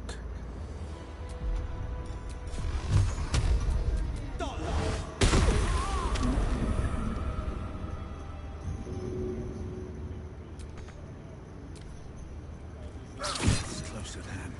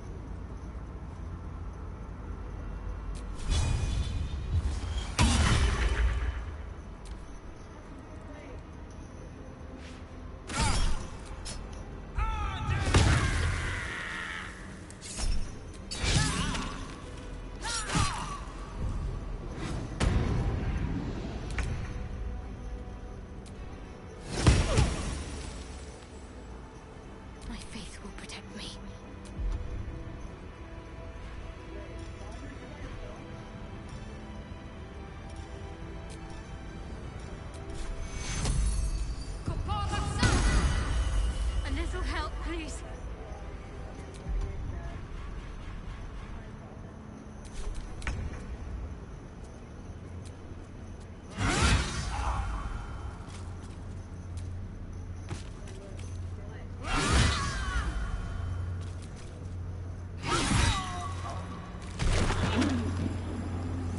Fuck these guys! They all died to me! The metallic tongue fills the air as the Slayer's form is drained of life. Bunch of cocksucking motherfucking hoe bitches! Another god of his chosen.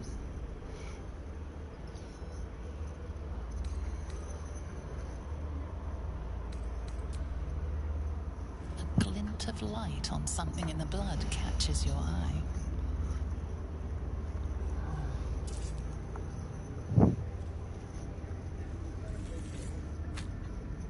Another stone.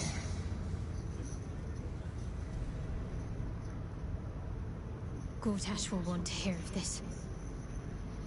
Seek him out. He is all that stands between us and the Elder Brain.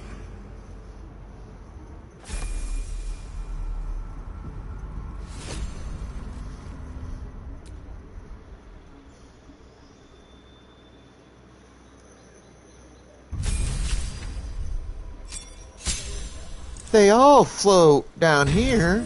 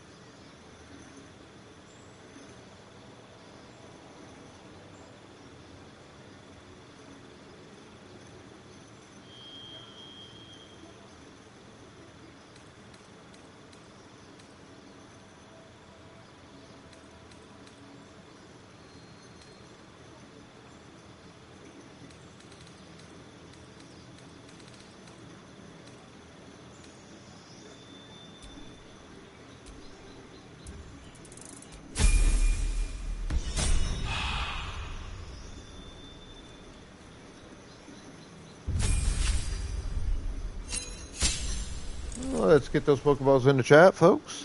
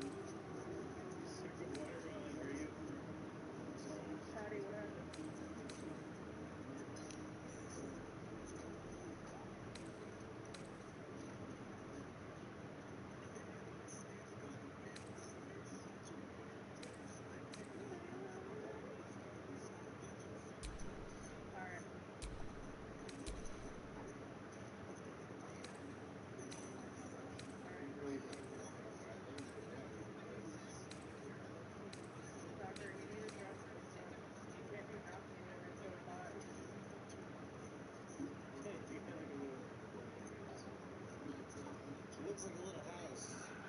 Trying to make everything. Ah, I gotcha. It is the season, so I get why. I can almost kind of see fruits. I live in a place where fruits super plentiful. But and I must pay because they brought it down because living safe as shit. Even to be expensive. So, yeah.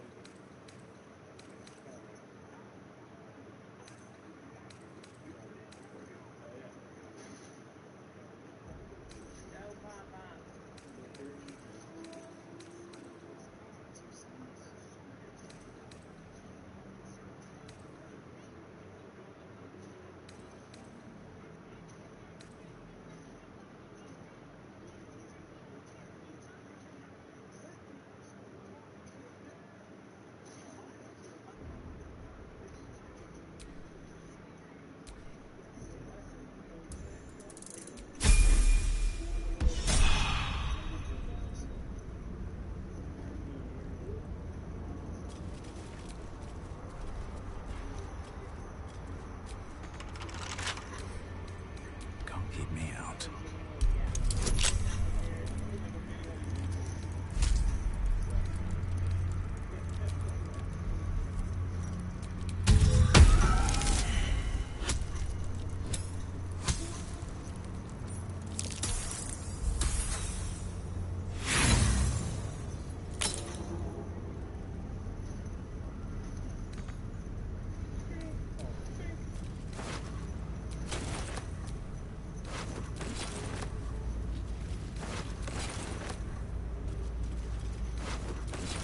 Don't mind if I do.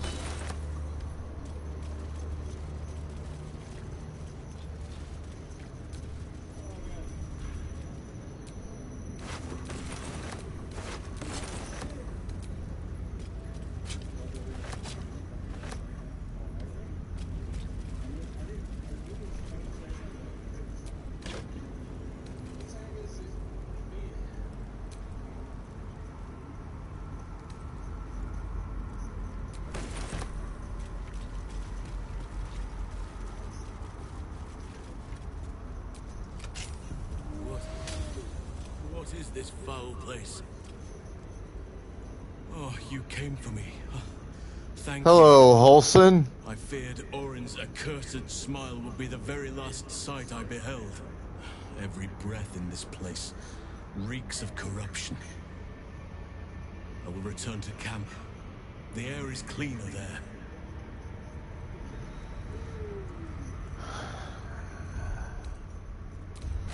So, a companion rescued. I'd actually forgotten he'd been captured.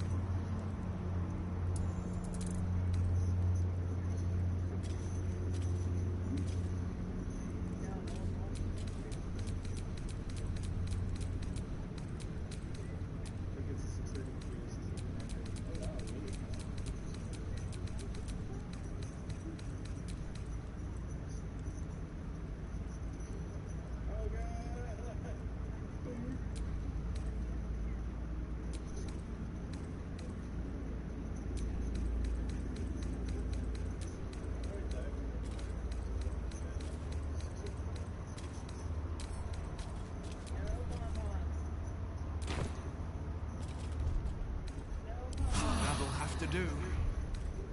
Awake and alert.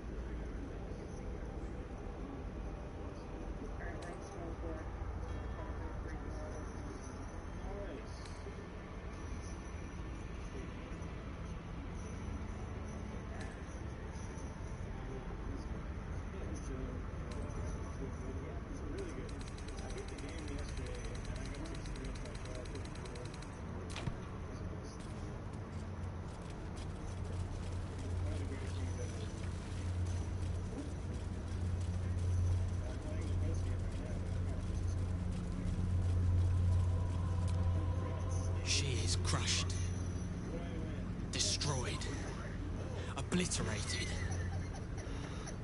But her skull did not sit in my palm. Not by my hand. No.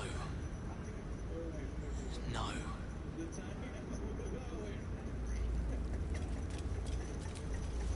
So messy. All you needed was a drop of adder bile. That would have done for Orin.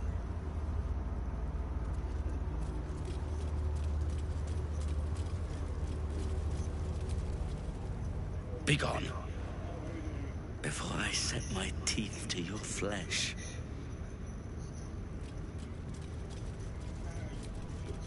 To let such a weakling leave unharmed. But it is Baal's decree. I will not defy him. A weakling. Bitch, I just killed your priestess.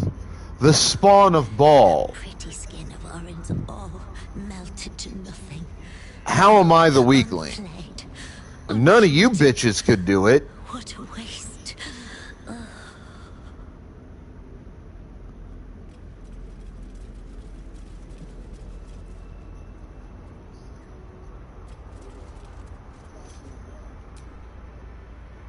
Her screams. So loud. Should have cut them off. Squeezed harder. Still, she is silent now.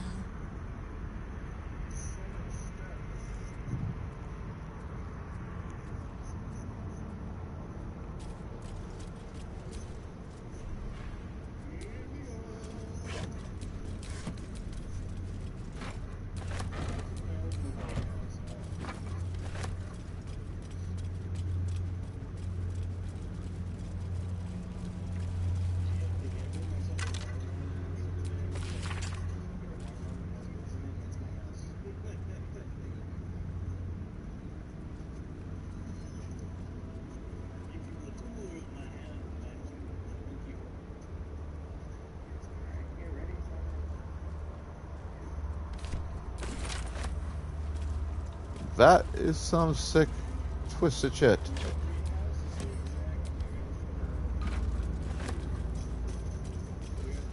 That is not even the worst D&D can throw at you, though. D&D can throw some pretty nasty shit.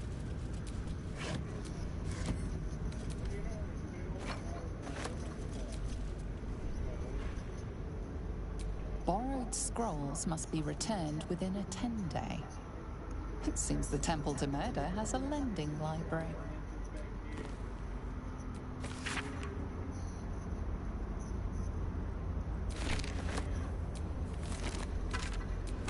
What's hiding here?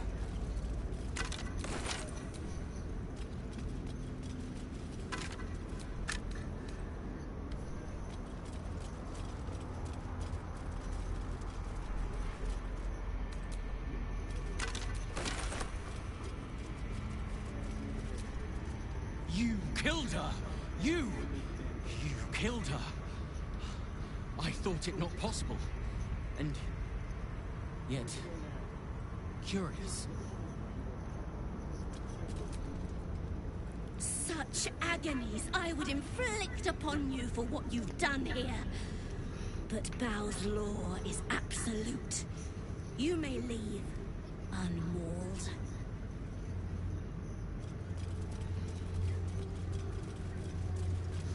I mean, you fools can try to stop me.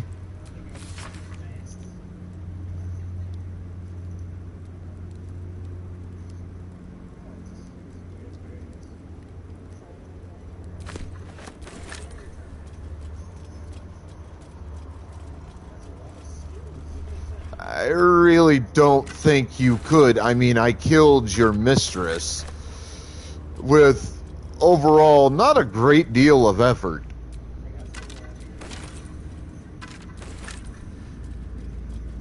So, do your worst.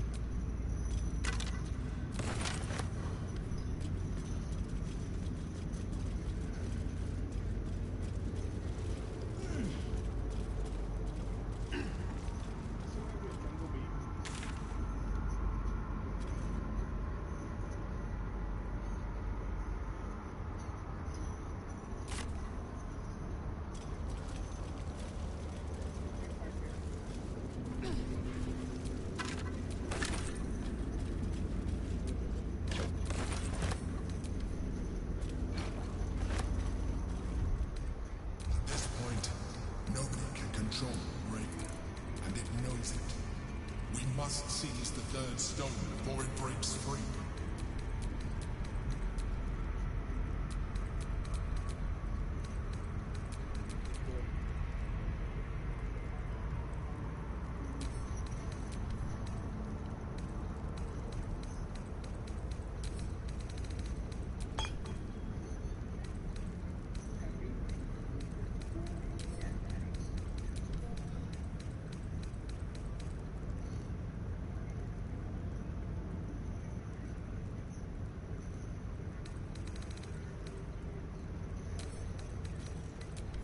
What are you doing? We cannot defeat the brain without that stone.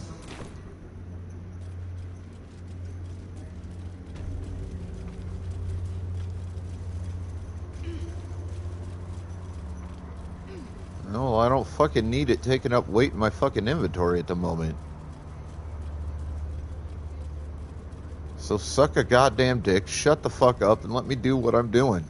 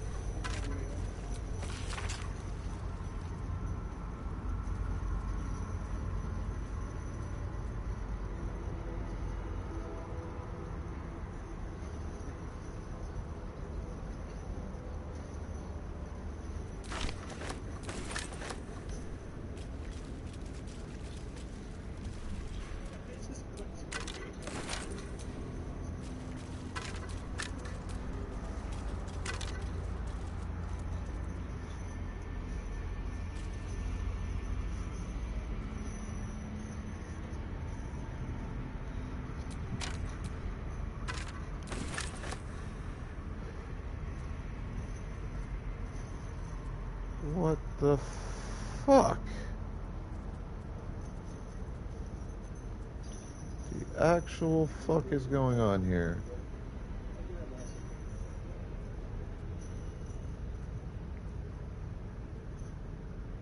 That's an easy way to do it.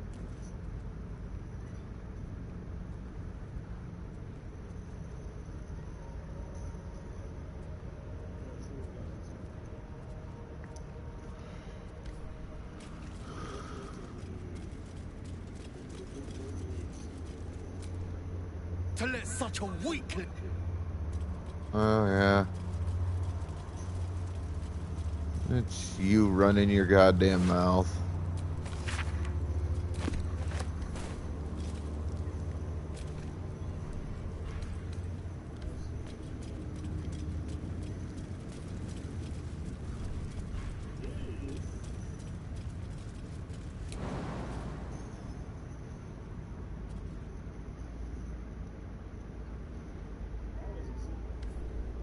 You're all just mad because I killed your murder hobo queen.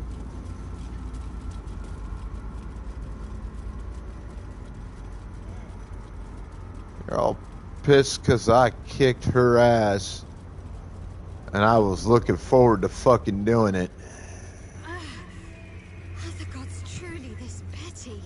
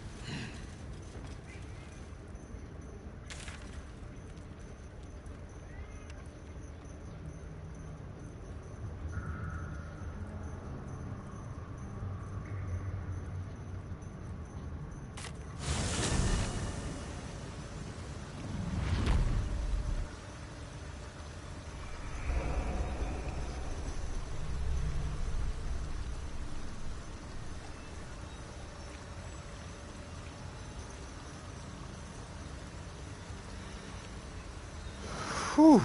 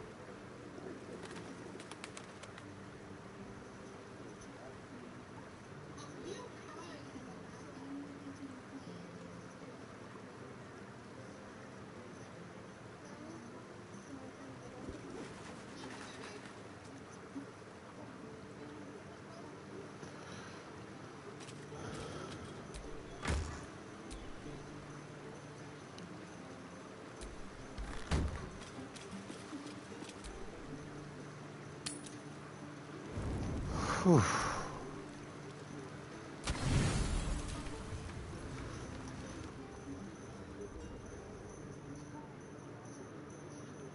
Honestly, I mean, don't get me wrong, the fight was still kind of tough, but honestly, I thought beating Orin was going to take a lot more effort. Thought it was going to be a lot fucking harder than it turned out to be.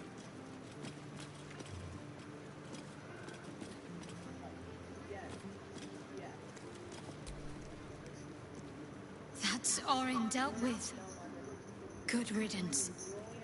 Now that we have her netherstone, we're one big step closer to finishing this. Once and for all.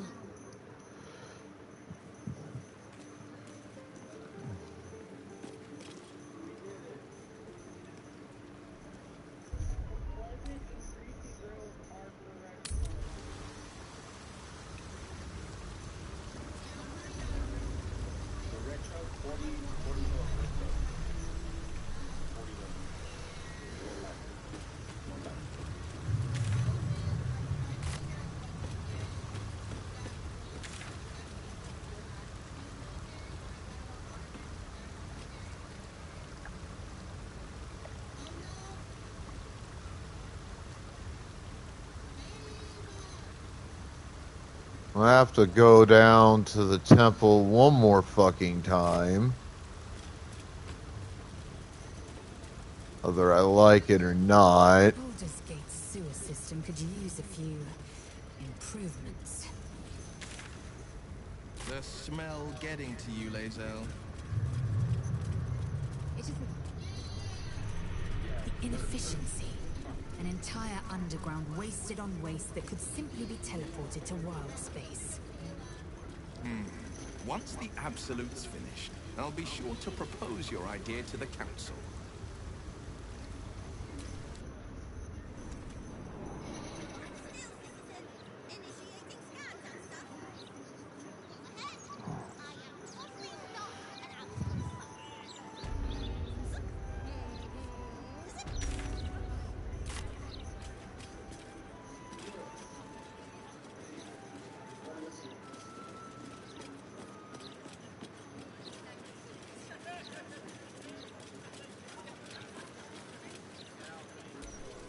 out for restocking.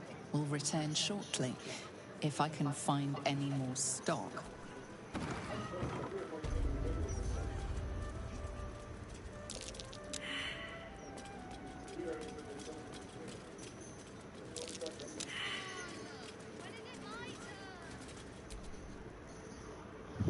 Drab attire? Lackluster skin? My darling, you need my gems. They'll brighten even a ghoul like yourself. Or, if you are the practical sort, I also stock enchanted stones. They're almost as magical as myself. A skeleton would be more accurate. You have good bones, darling. You just need decoration. And you're in the right place.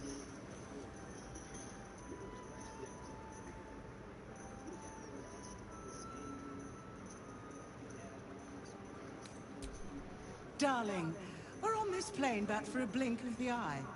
Why not get a little luxurious? All right.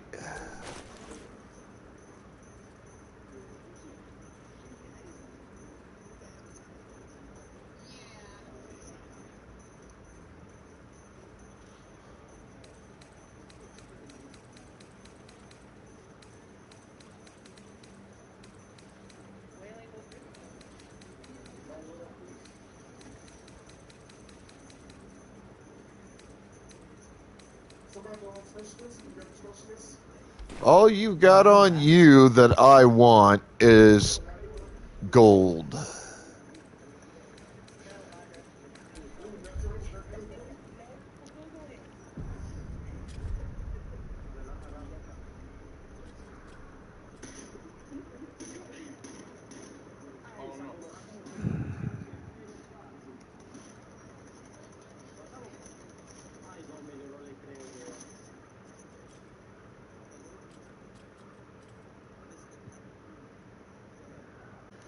That's what new fucking moron was trying to slide open my shit.